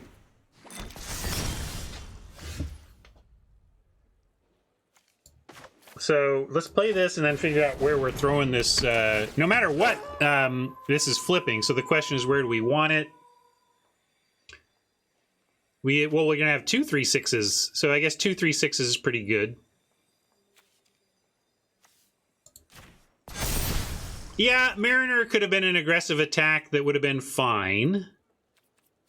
And it could even be here, but I want to go nighttime, and then they don't have blocks that are good. They have to. I guess they could suit up at that point, and then it would be all right. You like swing Mariner now? I guess they would have to trade the Farmer if they wanted to get rid of it.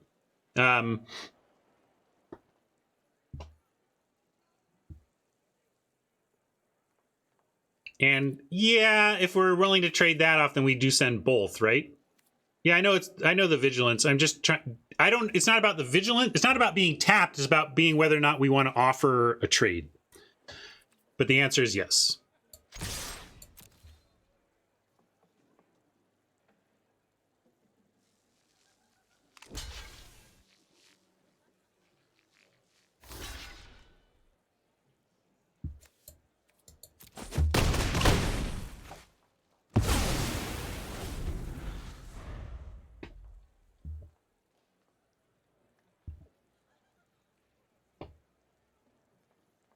Next turn, probably just make a wolf and pass and not play the scorpion if we find a third land. This is such a disappointing design. This smacks of me as a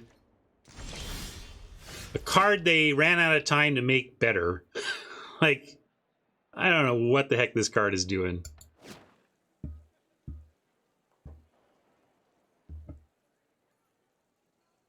Yeah, Grove was a 1-for-1, but it was for their annoying Harvester. I was okay with that, especially since we weren't getting... Yeah, we're going to make a Wolf and pass, definitely, and then maybe Mariner it up next time.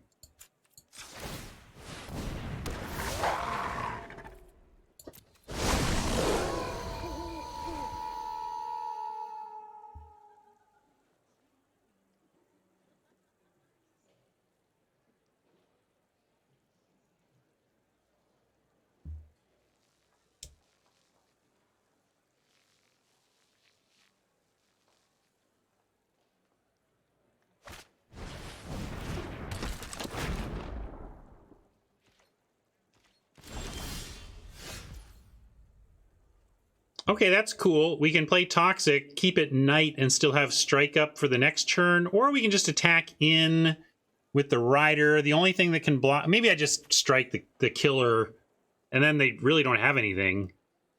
Why not make the Wolf at instant speed? If it flips, then you can't make a Wolf. I learned that early, Pablo. I had the same thought. I'm going to flip it to Knight and then make my... Oh, whoops.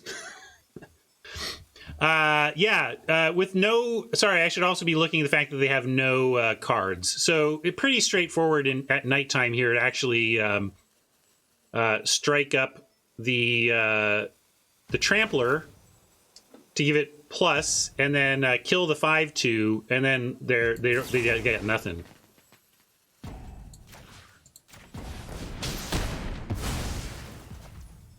And yeah, Death Touch. I like Death Touch on the Trampler, and then it should be lethal, right?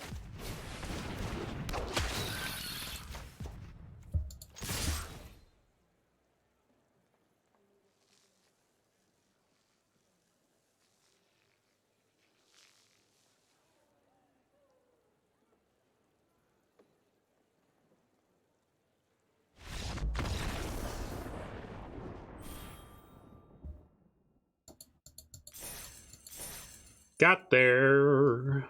Hey, all right. After an 0-2 start, at least pulled even. That feels good. Now let's see if we can win more than we lose in the end of things.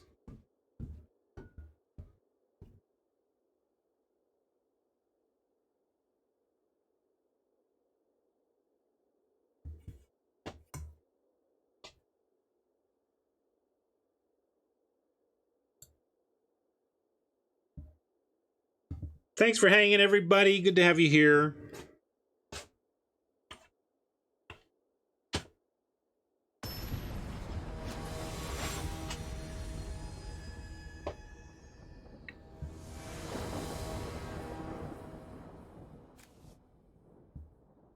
Oof. No 2, but we're keeping. No 3. I'm still keeping. Sorry, this might be greedy, but we have a couple of shots to find early action.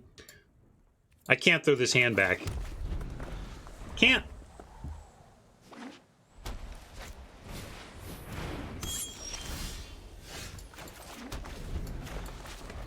All right, one-time dealer. Even a 2-drop would be fine if it's a creature. I just want a creature to play next turn. No.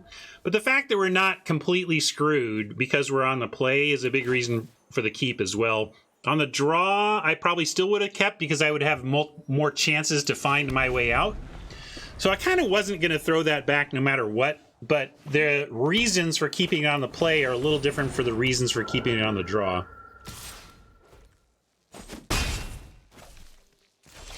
But that was worst case. So let's see if we can survive the worst case. We did not find anything to do. We've got a child it up here, putting our best card at risk, best card in hand, really. Although, if this lives and we get to start groving and whatnot, then we're in good shape.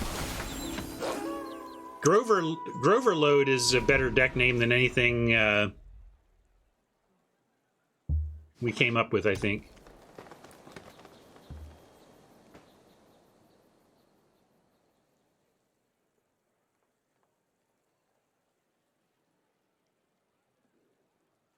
I think the draw is actually a little better, but I don't know. Do you like that hand? Let me ask you this, Pablo. Do you like the keep?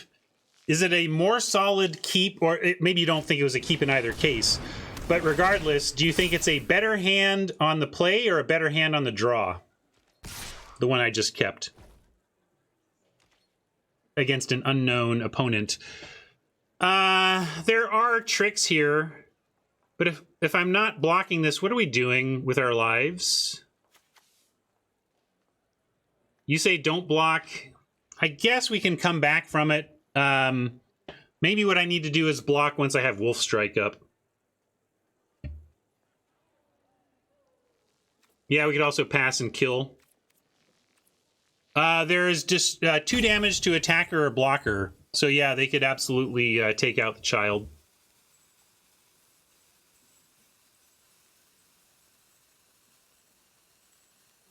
So we can take 4. We can't take losing the child. Let's do this. There was a pause there for a second too, I think. So, although without a blocker, would that card have triggered? I can't remember if it's attacker or blocker or not. Anyway, okay, well, I was going to let it flip so we can kill this. The thing is, well, I mean, we strike it, and I guess at least the enchantment falls off. I'm going to pass and then block and go for the Wolf Strike if they try and... although they probably won't, because then it's not even, might not even be enough. Anyway, oops. No attacks. I could attack, but I'm going to say no attack. I'm going to flip, and I'm going to take... I'm not going to do it during upkeep. I'm actually going to block. Because if it is what we think, then we kill the 4/4, and then the 2 damage isn't enough to kill the packmate. So Wolf Strike is enough to defeat the line that we saw Oppo take. If they take the time to equip the Fleeting Spirit with the knife, then we get to Wolf Strike, and they've effectively, even if they exile it and bring it back, it is a big tempo loss for them to have spent all the mana to make it, quote, good. Okay, enchanted gets +1, has vigilance. When this dies, return this to the battlefield, transform. Okay, well then we're just going to kill it in response. Right? Because we don't want to... It's not even the worst, I guess, but I like trying to blow this out. Or at least make him decide what to do here. It's just annoying, but the whole package here is worth pulling the trigger on the Wolf Strike, I think.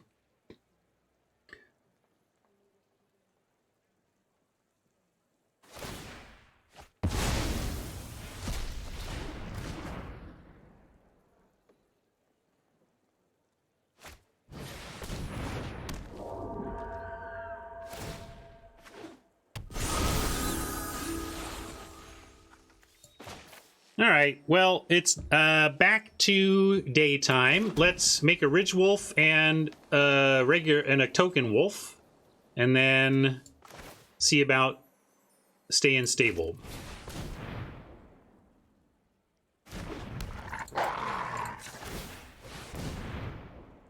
You like Dormant Grove? I kind of like making stuff with the pack while I can, not knowing if the pack's going to live, but Grove makes some sense too.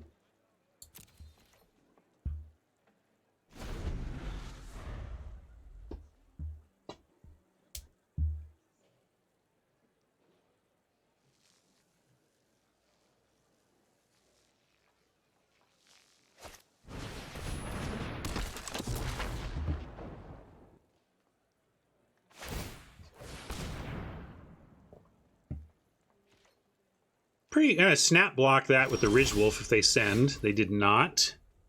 Well, now we get Disciple and Grove. That's fine.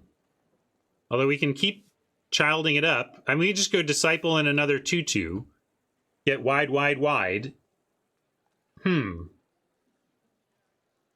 It does set us up. If we go Token Grove. Definitely doing this, right? So... Well, my point is that activating Child is growing the board, Arcanite. Whereas Dormant Grove is not real. Dormant Grove is not growing my board in the traditional sense of the word of adding creatures to it. It eventually does. I mean, heck, we could Dormant Grove and flip it with Child. But yeah, all right, let's do this.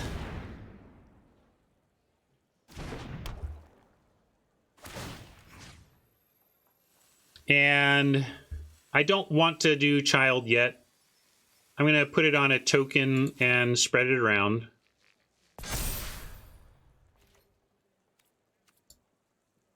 And then attacks. Could even send in this here, Wolf. It's a token. It's pretty free. I'll accept any trade they want to make for it. It is blocking them, though. Although the 2/5 is doing the blocking duty. Although we're a little worried about their... I don't know, I guess... Yeah, they do have Spirit First Strike. Although, do we care about that? Yeah, I guess we care enough. Good point.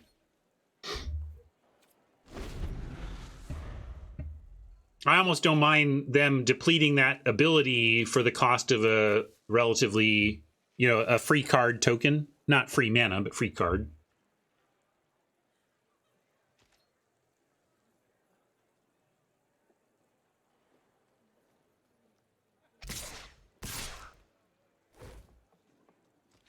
All right, well, with this, I'm going to throw the wolf token in front of the ancestor.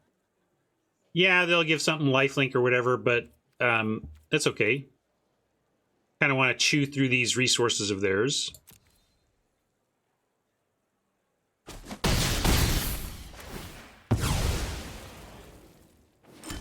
I guess I could have put something on the 3/1. I didn't feel like...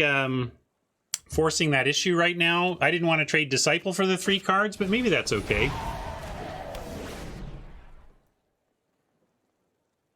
Land gives us Grove number 2 plus Wolf Strike up, or Wolf Strike plus Child Macon. Instead, we'll go Weaver, hold up, Wolf Strike. Or Weaver, use Wolf Strike, get in. Putting a lot of... Maybe we let them go for an infantry situation, though. What about Weaver?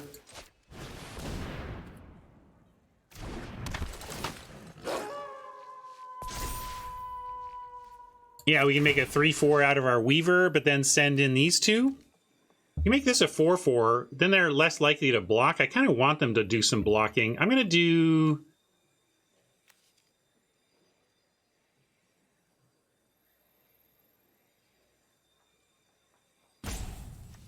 Weaver, and then send these.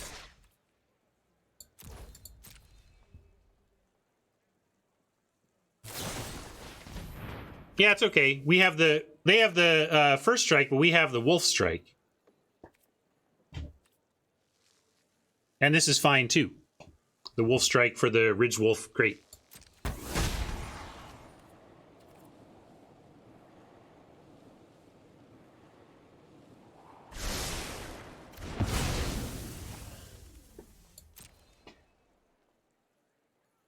I'm hoping they go the infantry block and think to themselves, I'm going to make myself a 5/4 lifelinker.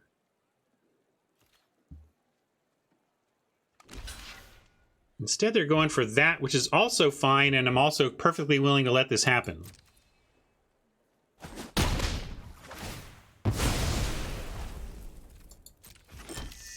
So now we get to hold up the Wolf Strike, and that feels powerful in the face of their nonsense. I suppose I could put the knife on the spirit, but then we have a block with the child. Fierce Retribution, Boo Earns, that's going to get it done, but we're still looking good for the future.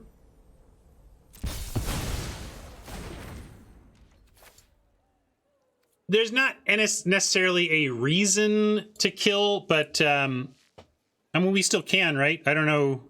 All y'all are like, kill the 3-1. I mean, can't we still?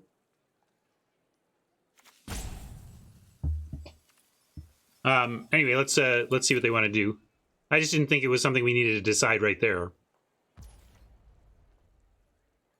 Yeah, do we even care? What is this doing that we care about? I'd rather just wait. Prof thinks we should kill it. I don't know why we're killing this. We have a 3/4 that's going to get bigger. We're going to play another Grove. I'm not going to do it. I'm going to save removal. Now with 7, I think I like Dormant Grove, Hold Up, Strike again. And then Infestation.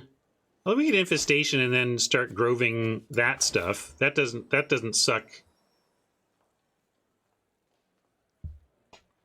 Yeah, if we double Grove, they flip. If we Expert, they don't necessarily flip. So let's do that. Let's do this so we don't flip the Groves yet. And at 11, we're doing okay. And with the infantry, I'm going to just make big insects.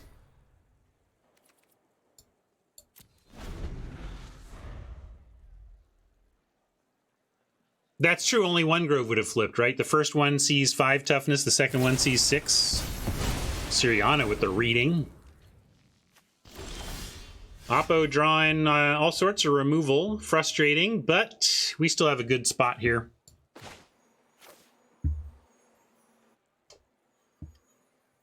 Am I playing this land? I think so. I think Grove.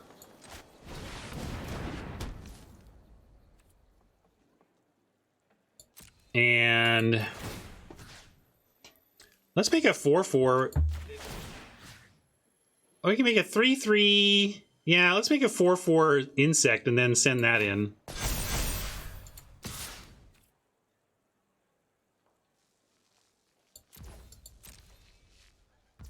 I just think having a Wolf Strike kind of keeps us where we need to be on that front. At 11 life, I like having a Defender and the Wolf Strike up, but we could have. Whenever you gain life, put a +1/+1 counter on this. As long as this has 4 more counters on it, has Flying and Vigilance. Okay. Currently no onboard lifelink, so this is just a 2/2.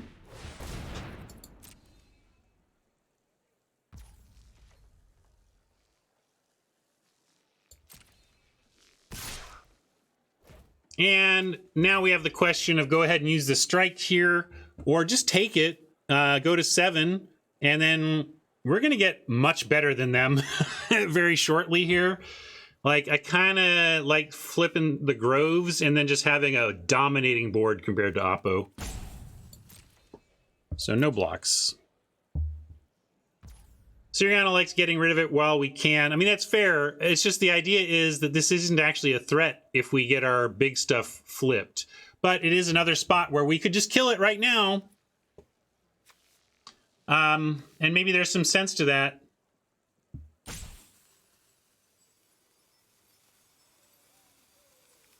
Yeah, that's true. I like Rob's idea too. Make them use their resources if we're going to. Yeah, if they play a Minister, but then they're out of cards and we're about to have a big army. I'm going to put him to that test, I think. Oh, I've already passed the blocks. Yeah, we just don't need to kill it. You're right.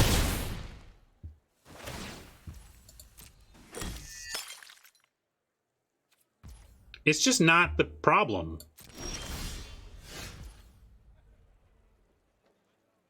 Only question here is do we? And again, if we double counter the same thing, one of them stays unflipped anyway.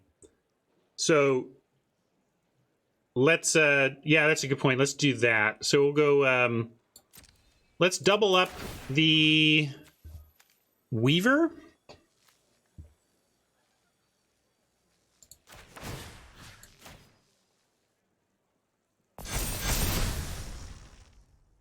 And swing away. You like make 6/6. I suppose that that offers up tougher blocks for their board, but Wolf Strike, you know, if they want to double for the 4/4, that seems good. Hey, there we go. This is what I wanted to see. They're finally going to try and make use of that aura, and we're going to try to blow that out with the Wolf Strike.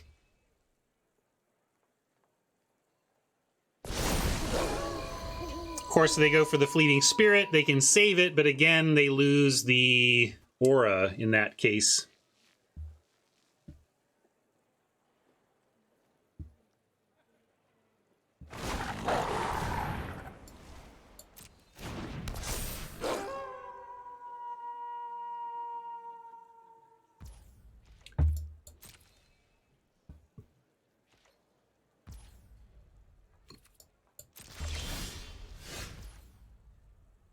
We can also sit here and continue to throw counters around with this one, which I really like. If we feel like we needed another 3/6, we could make it, but I also kind of, I know we get Scorpion on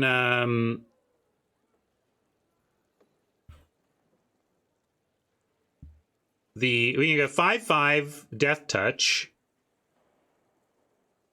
and then a 6/7 protected by Wolf Strike.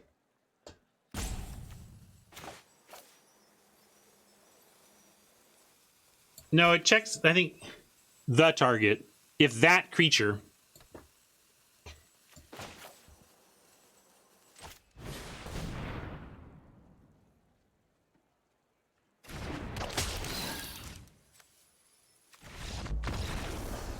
Well, that was enough for Oppo to call it quits. And hey, we got more wins than losses today. Nice.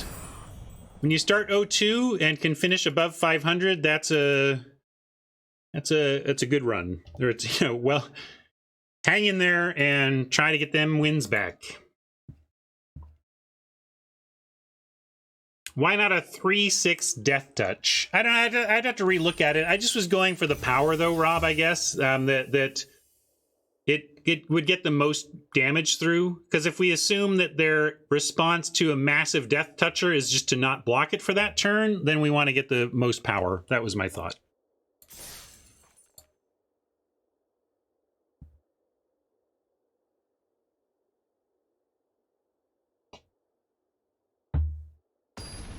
Everything could attack, but with the same amount of damage get through. I don't know. Scoreboard, they scooped immediately, so I'm going to say it was a good play.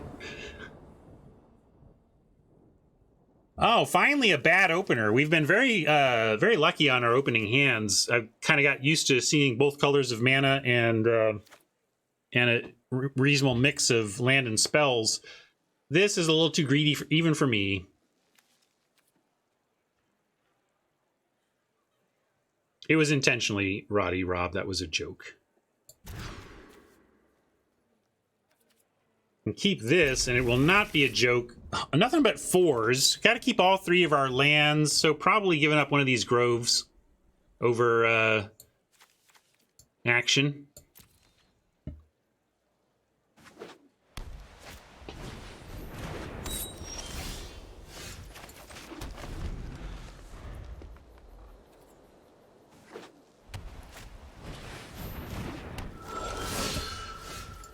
All right, we have something to do on 3 at least. Without a 2, we don't get to do the whole flip on 4, though.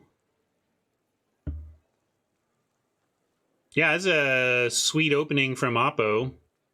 But we can survive a couple of smacks here. Go to 12.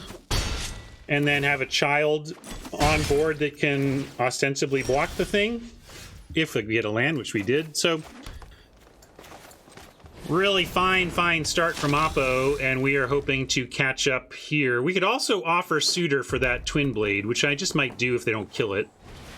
All right.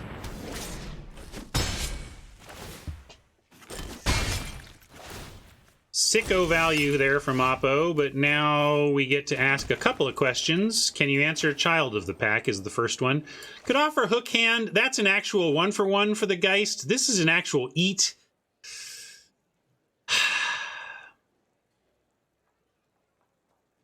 But this is the more valuable creature.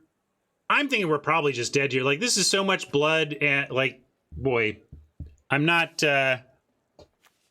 Yeah, we'd rather a Mariner eat removal, but if they don't have removal, Child just straight gets it done. I'm going to play the Child, not because it's less valuable, but because I already feel like we're that desperate. I'm already kind of in a mindset of play like they don't have it here.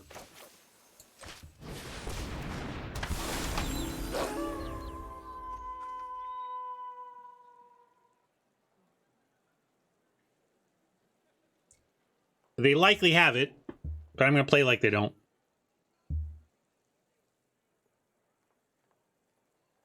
And if they don't have it, they can sure go finding it, which looks like what they're doing.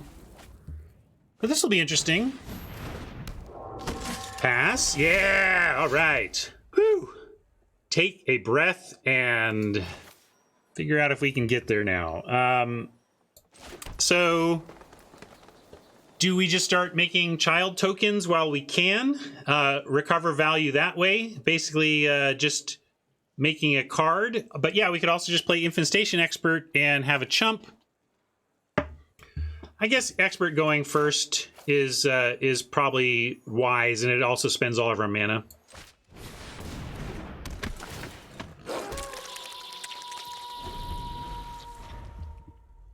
Yeah, free flip is a good call, Hat, which Alexis is also effectively commenting on.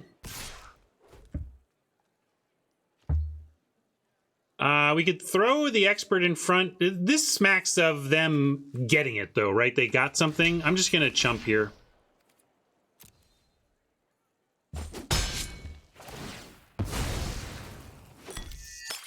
Well, that's true, Mike. But let's say this game was going to come down to a 1-for-1 trade-off of our resources, and whoever ended up with the most resources was going to win. At that point, you want to pump out cards. I mean, if you think of Child of the Pack as paying 4 mana to draw and cast a very medium card, you want to do that as much as you can before it's dead. That being said, I mean, we could do both here. Yeah, we also, but with Oppo on the tough mana, we should really be trying to get aggressive. And that might mean the Mariner, though. I kind of like Grove Swing Mariner. How are you getting that? Oh yeah, because of the Suitor. Yeah. Interesting. That's an interesting line, Pablo. I forgot about the Suitor giving us mana. Yeah, people remembering that is interesting. Yeah, so let's do that. I like it. So then Grove into Mariner.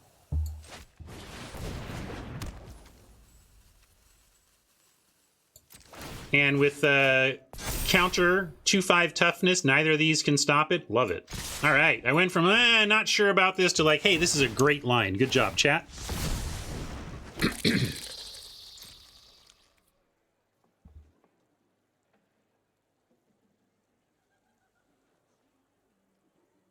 Yeah, Aurora, that's my heuristic, my baseline. You've heard Marshall say it many times on limited resources. Make hay while the sun is shining, right?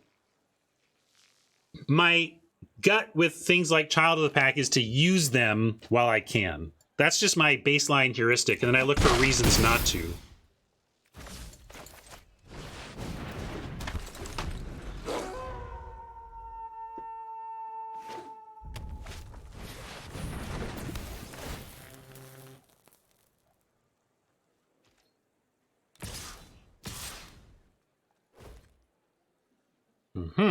Well, another chump here. No prob.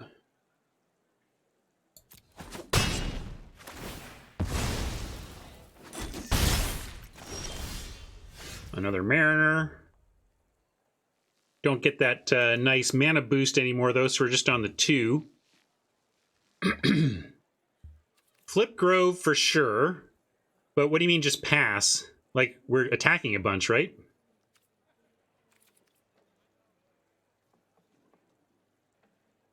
I don't know why we're not swinging with, like, everything.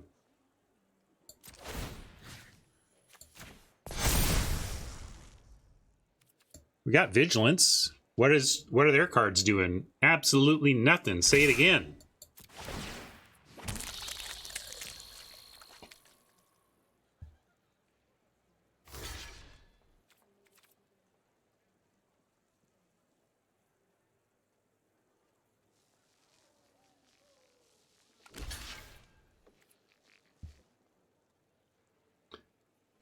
So, yeah, we got to figure out whether we'd rather have it be nighttime and a single wolf or stay daytime and get a Mariner and a Ridge Wolf.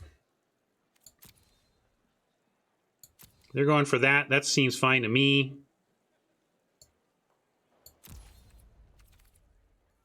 I could leave the infantry alive if we don't want the waltzers suited up, but I almost don't care. We have another chump for the Geist. So I'm going to leave it. I'm going to go ahead and let it just kill it both. And the +1, +0 to everything is nice too. So let's make a child token and pass.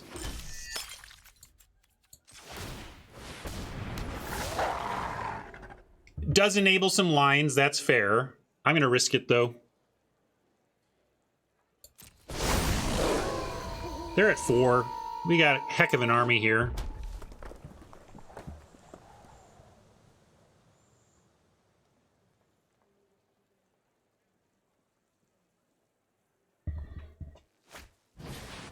Second Waltzer, is that going to be enough? I don't think so. It's a lot of damage in the air, but we're at 10.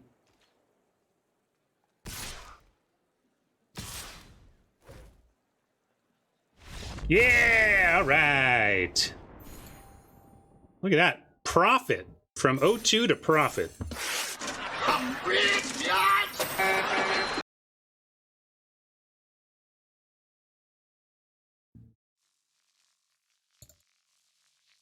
Honestly, I haven't read my about in forever, so I'm not even sure what it says. Let's see if it's still accurate.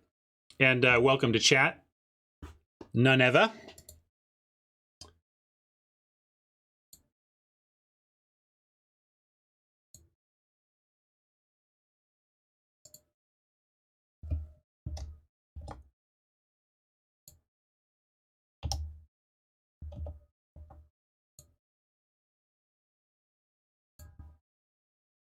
I'm going to take a look.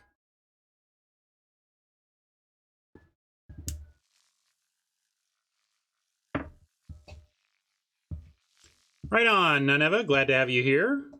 Love it when YouTubers make it to see us live. About weekdays, 9 a.m. Pacific, evenings and weekends as available. That is still true. Let's see what else is true about this about. Join Limited Resources co-creator Ryan Spain. That's still true. For MTGArena drafts and chats. Yep. Spent 7. Yep. Ryan plays mostly on a free-to-play account that has only ever spent on the $5 welcome bundle. Yep. We usually start the day with a draft. Yep. Although I could update that. We haven't needed a paid account in forever. We're fully infinite.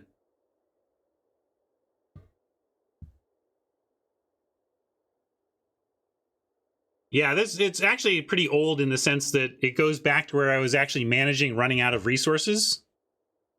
In fact, what I should do is probably update it to reinforce that the secret sauce is the multi-accounting. I don't have that in the about section. That's a good reminder. I'll put I'm still been focused on retail, but I do have a big stream overhaul, or I shouldn't say over. I don't want to set expectations too high. I have a long list of improvements I want to put into the stream, and I'll make a note to update the about. Especially because the secret sauce that has trumped every other way to manage your economy on Arena as a limited player is simply multi-accounting and switching accounts when you're out.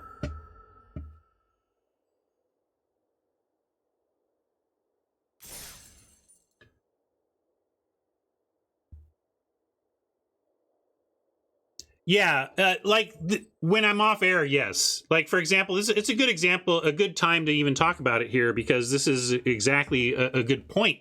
I'm only continuing to play on this account right now because I'm streaming, and I want my audience to have the experience of a complete start to finish event.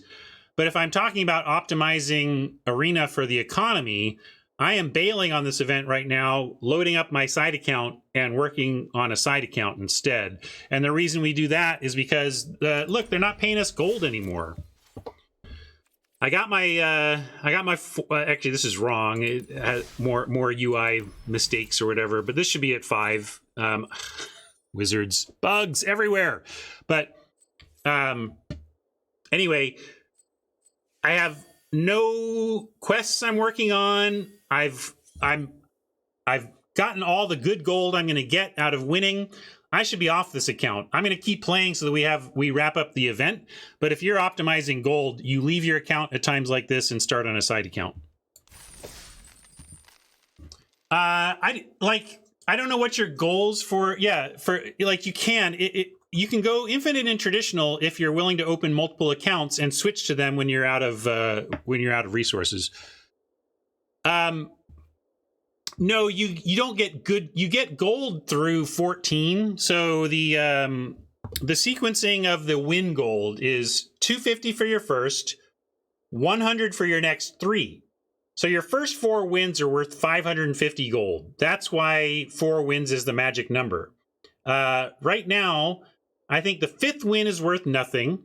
The 6th win is worth 50. The 7th win is worth nothing. The 8th win is worth 50. Or, it's like it just falls off so quickly that scooping up the 50 gold and the 25 gold at the tail end after your 4 wins is just way less lucrative than simply going to a side account and playing that. And in fact, if you take it to the extremes, we got our friend Mike here today. I don't know if he's still around. But our friend Mike has over 10 accounts and basically only plays until first win. Like gets rid of a quest slot and gets that first win. Because Wizards pays you less and less and less gold to play as you win and complete quests. So if you really wanted to only pay for maximum salary from Wizards, you bail on game 1 after 1 win. To me, that's a little disconnected.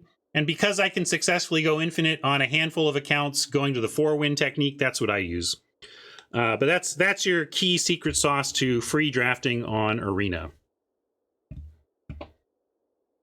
Oh, you play out complete drafts, but you always start with 3 quests. So that's how Mike is getting maximum value. Basically, if you're working on 3 quests when you play, that you're getting the most pay, is what he's saying. There you go.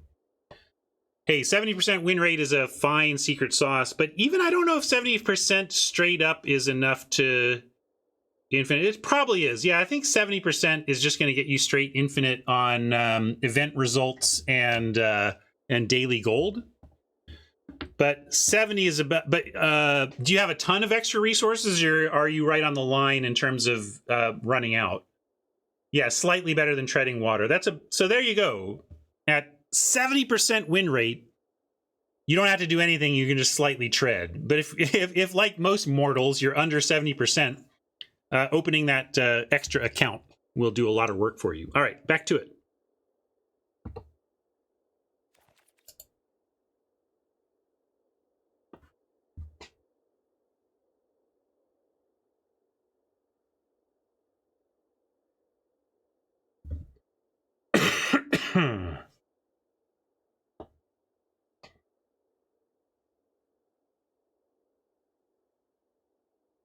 Baby monitors are great. You can get ones that don't use the internet. That's just funny for me because suffice it to say, when I had babies, no baby monitors used the internet.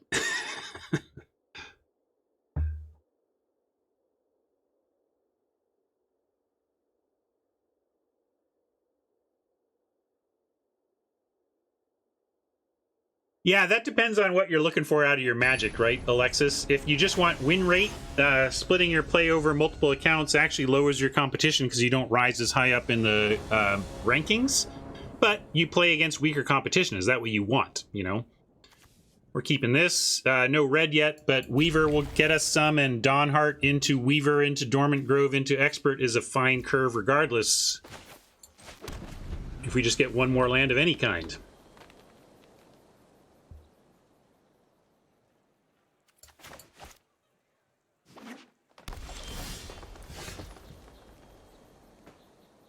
Internet-enabled cameras are a little frightening.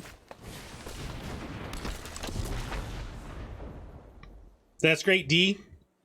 What does your country offer men in terms of time with their infants? Is there any national policy regarding parenting time for dads?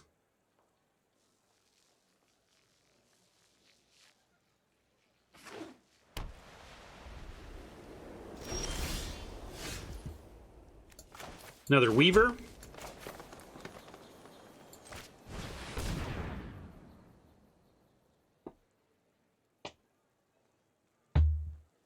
Well, they're pausing on 2 mana. Tends to mean a combat trick. They probably have some pump.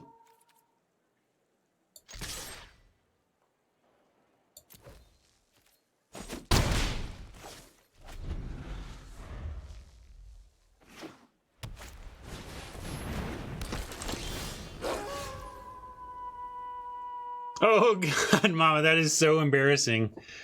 Woo! Well, that's why I try to say, I try to, when I talk about anybody else, I try to pretend they're in the room. And then I try to say things that they would have to accept are true. And it's like, look, I'm just saying true things here, okay? Yeah, so now we're on what to do here. Grove gives us a 3/3 that can attack through Weaver. Weaver gives us 5 mana next turn. Although Weaver gives us an attack through Disciple. I'm going to do Weaver and give us more mana next turn.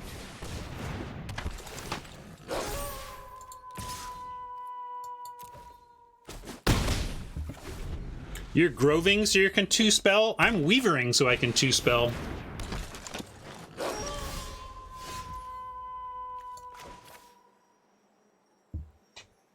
Okay. This gives us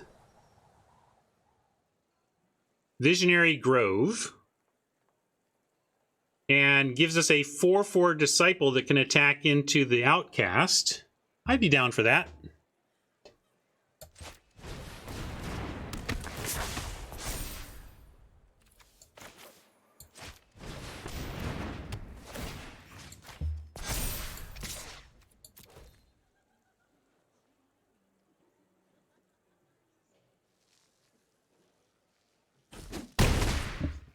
Huh, maybe it's at... I got, here in Washington State. Well, oh, hello. And then it all came to an end. But here in Washington State, there's a policy that gives both parents up to a protected 3 months of paternity leave. It's not paid, but you can't get fired for taking your paternity leave.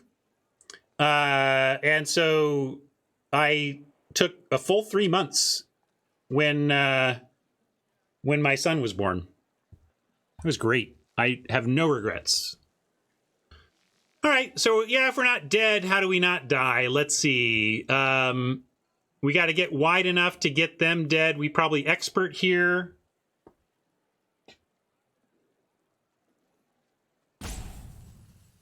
I can pass, and we'd have double Wolf Strike, but not...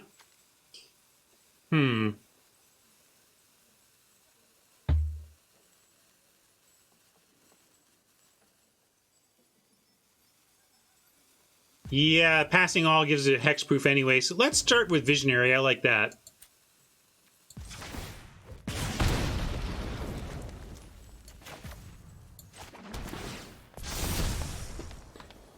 Hexproof everything on everything, not acceptable, so we do that, and then I think we go Expert here, and we just try to get wide enough to be able to get them over the course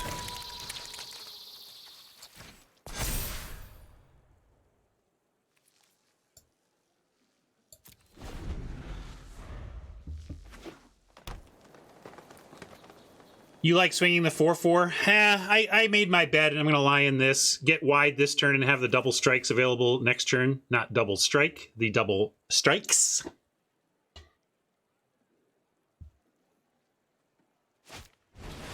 Just when you thought maybe there was a chance, it closes. Ouch, that hurt. That hurt in so many ways. Woo. Brambleworm, though, we could play that. I guess we gotta play Brambleworm now. Flip Grove. I guess we flip Grove next turn and then hope it's enough. I don't know. This is all feeling like it's slipping away, but I guess we just gotta keep getting big, big, big. And where do we want extra counters in that world? On the Trampler? Trampler doesn't suck because then it gives us that whole Wolf Strike. Aha! You're actually taking, you know, a bunch. I think, yeah, the 4/5 idea not bad either. But I think we want it on the Trample. Yeah, I guess it flips it now, and I should have waited. Sorry. I should have waited to do that next turn. We get one more counter. Maybe that'll cost us. I don't know. I'm gonna pass it, though.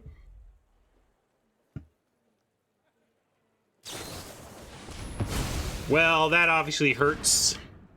We had kind of our eggs in that basket. Wizards. This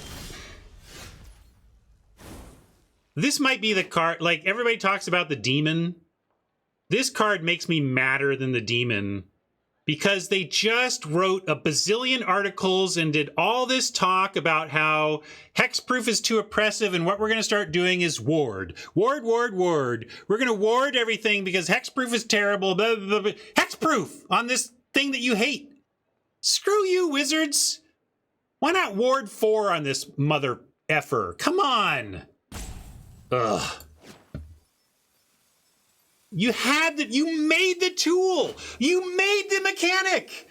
You proudly made the mechanic and told us all how you were going to use it and then said, Anyway.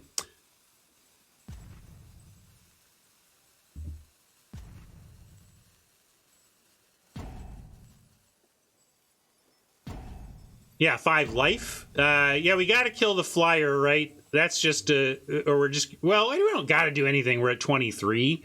But what I got to do is take an action. Kill flyer, drop suitor. I suppose that works.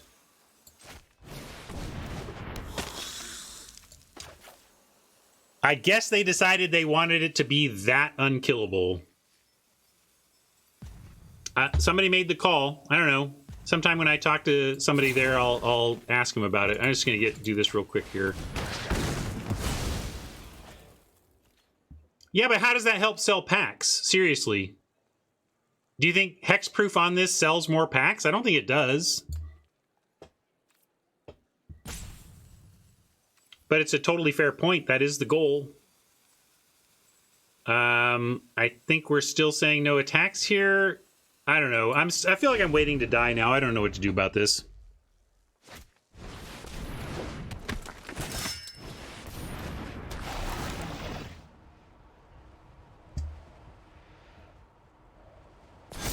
And the board wipes is a good point. Like, it doesn't even really, the hexproof isn't even as much of a thing in Constructed. Not that there's not pinpoint removal in Constructed. Yeah, not a legend. It's not. I don't know what this is for exactly. I don't know.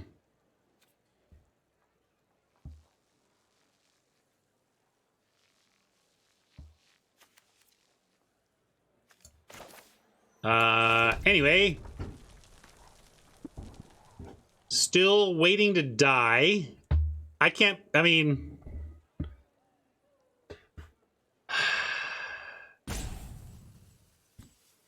This we can get 5 later. I guess we're just passing. But they get full hexproof, so maybe I'm not supposed to, but what are we wolf striking something just to keep it from hexproof? Right, I know, but okay, I guess we kill the flyer then to keep it from flipping, but this is all silly.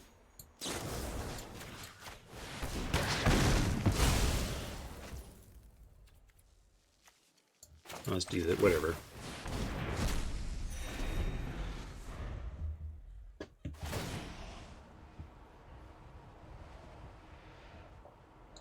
Man, killing our Bramble Elemental and gaining the life are the things that, I mean,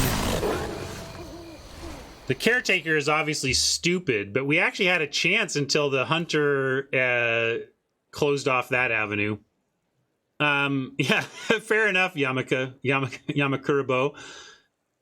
The problem with Caretaker being play againstable here is that we're still playing. I'm kind of done, though.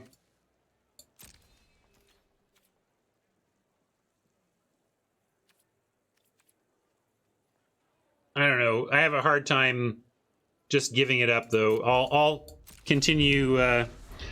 Look, I'm like Shakespeare with the new words, okay?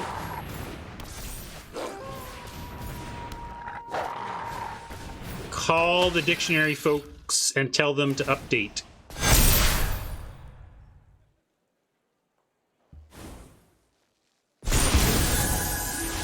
Hey, Arstall, welcome.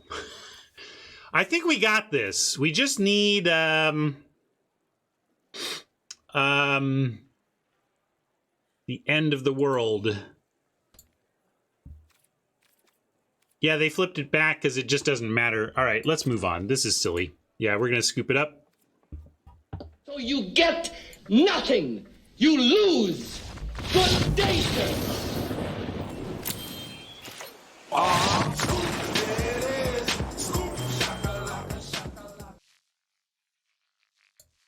But I'm happy. We started 0-2, and here we are at full profit, 5 wins. That was good. No problems there. We salvaged it, gang. Good work.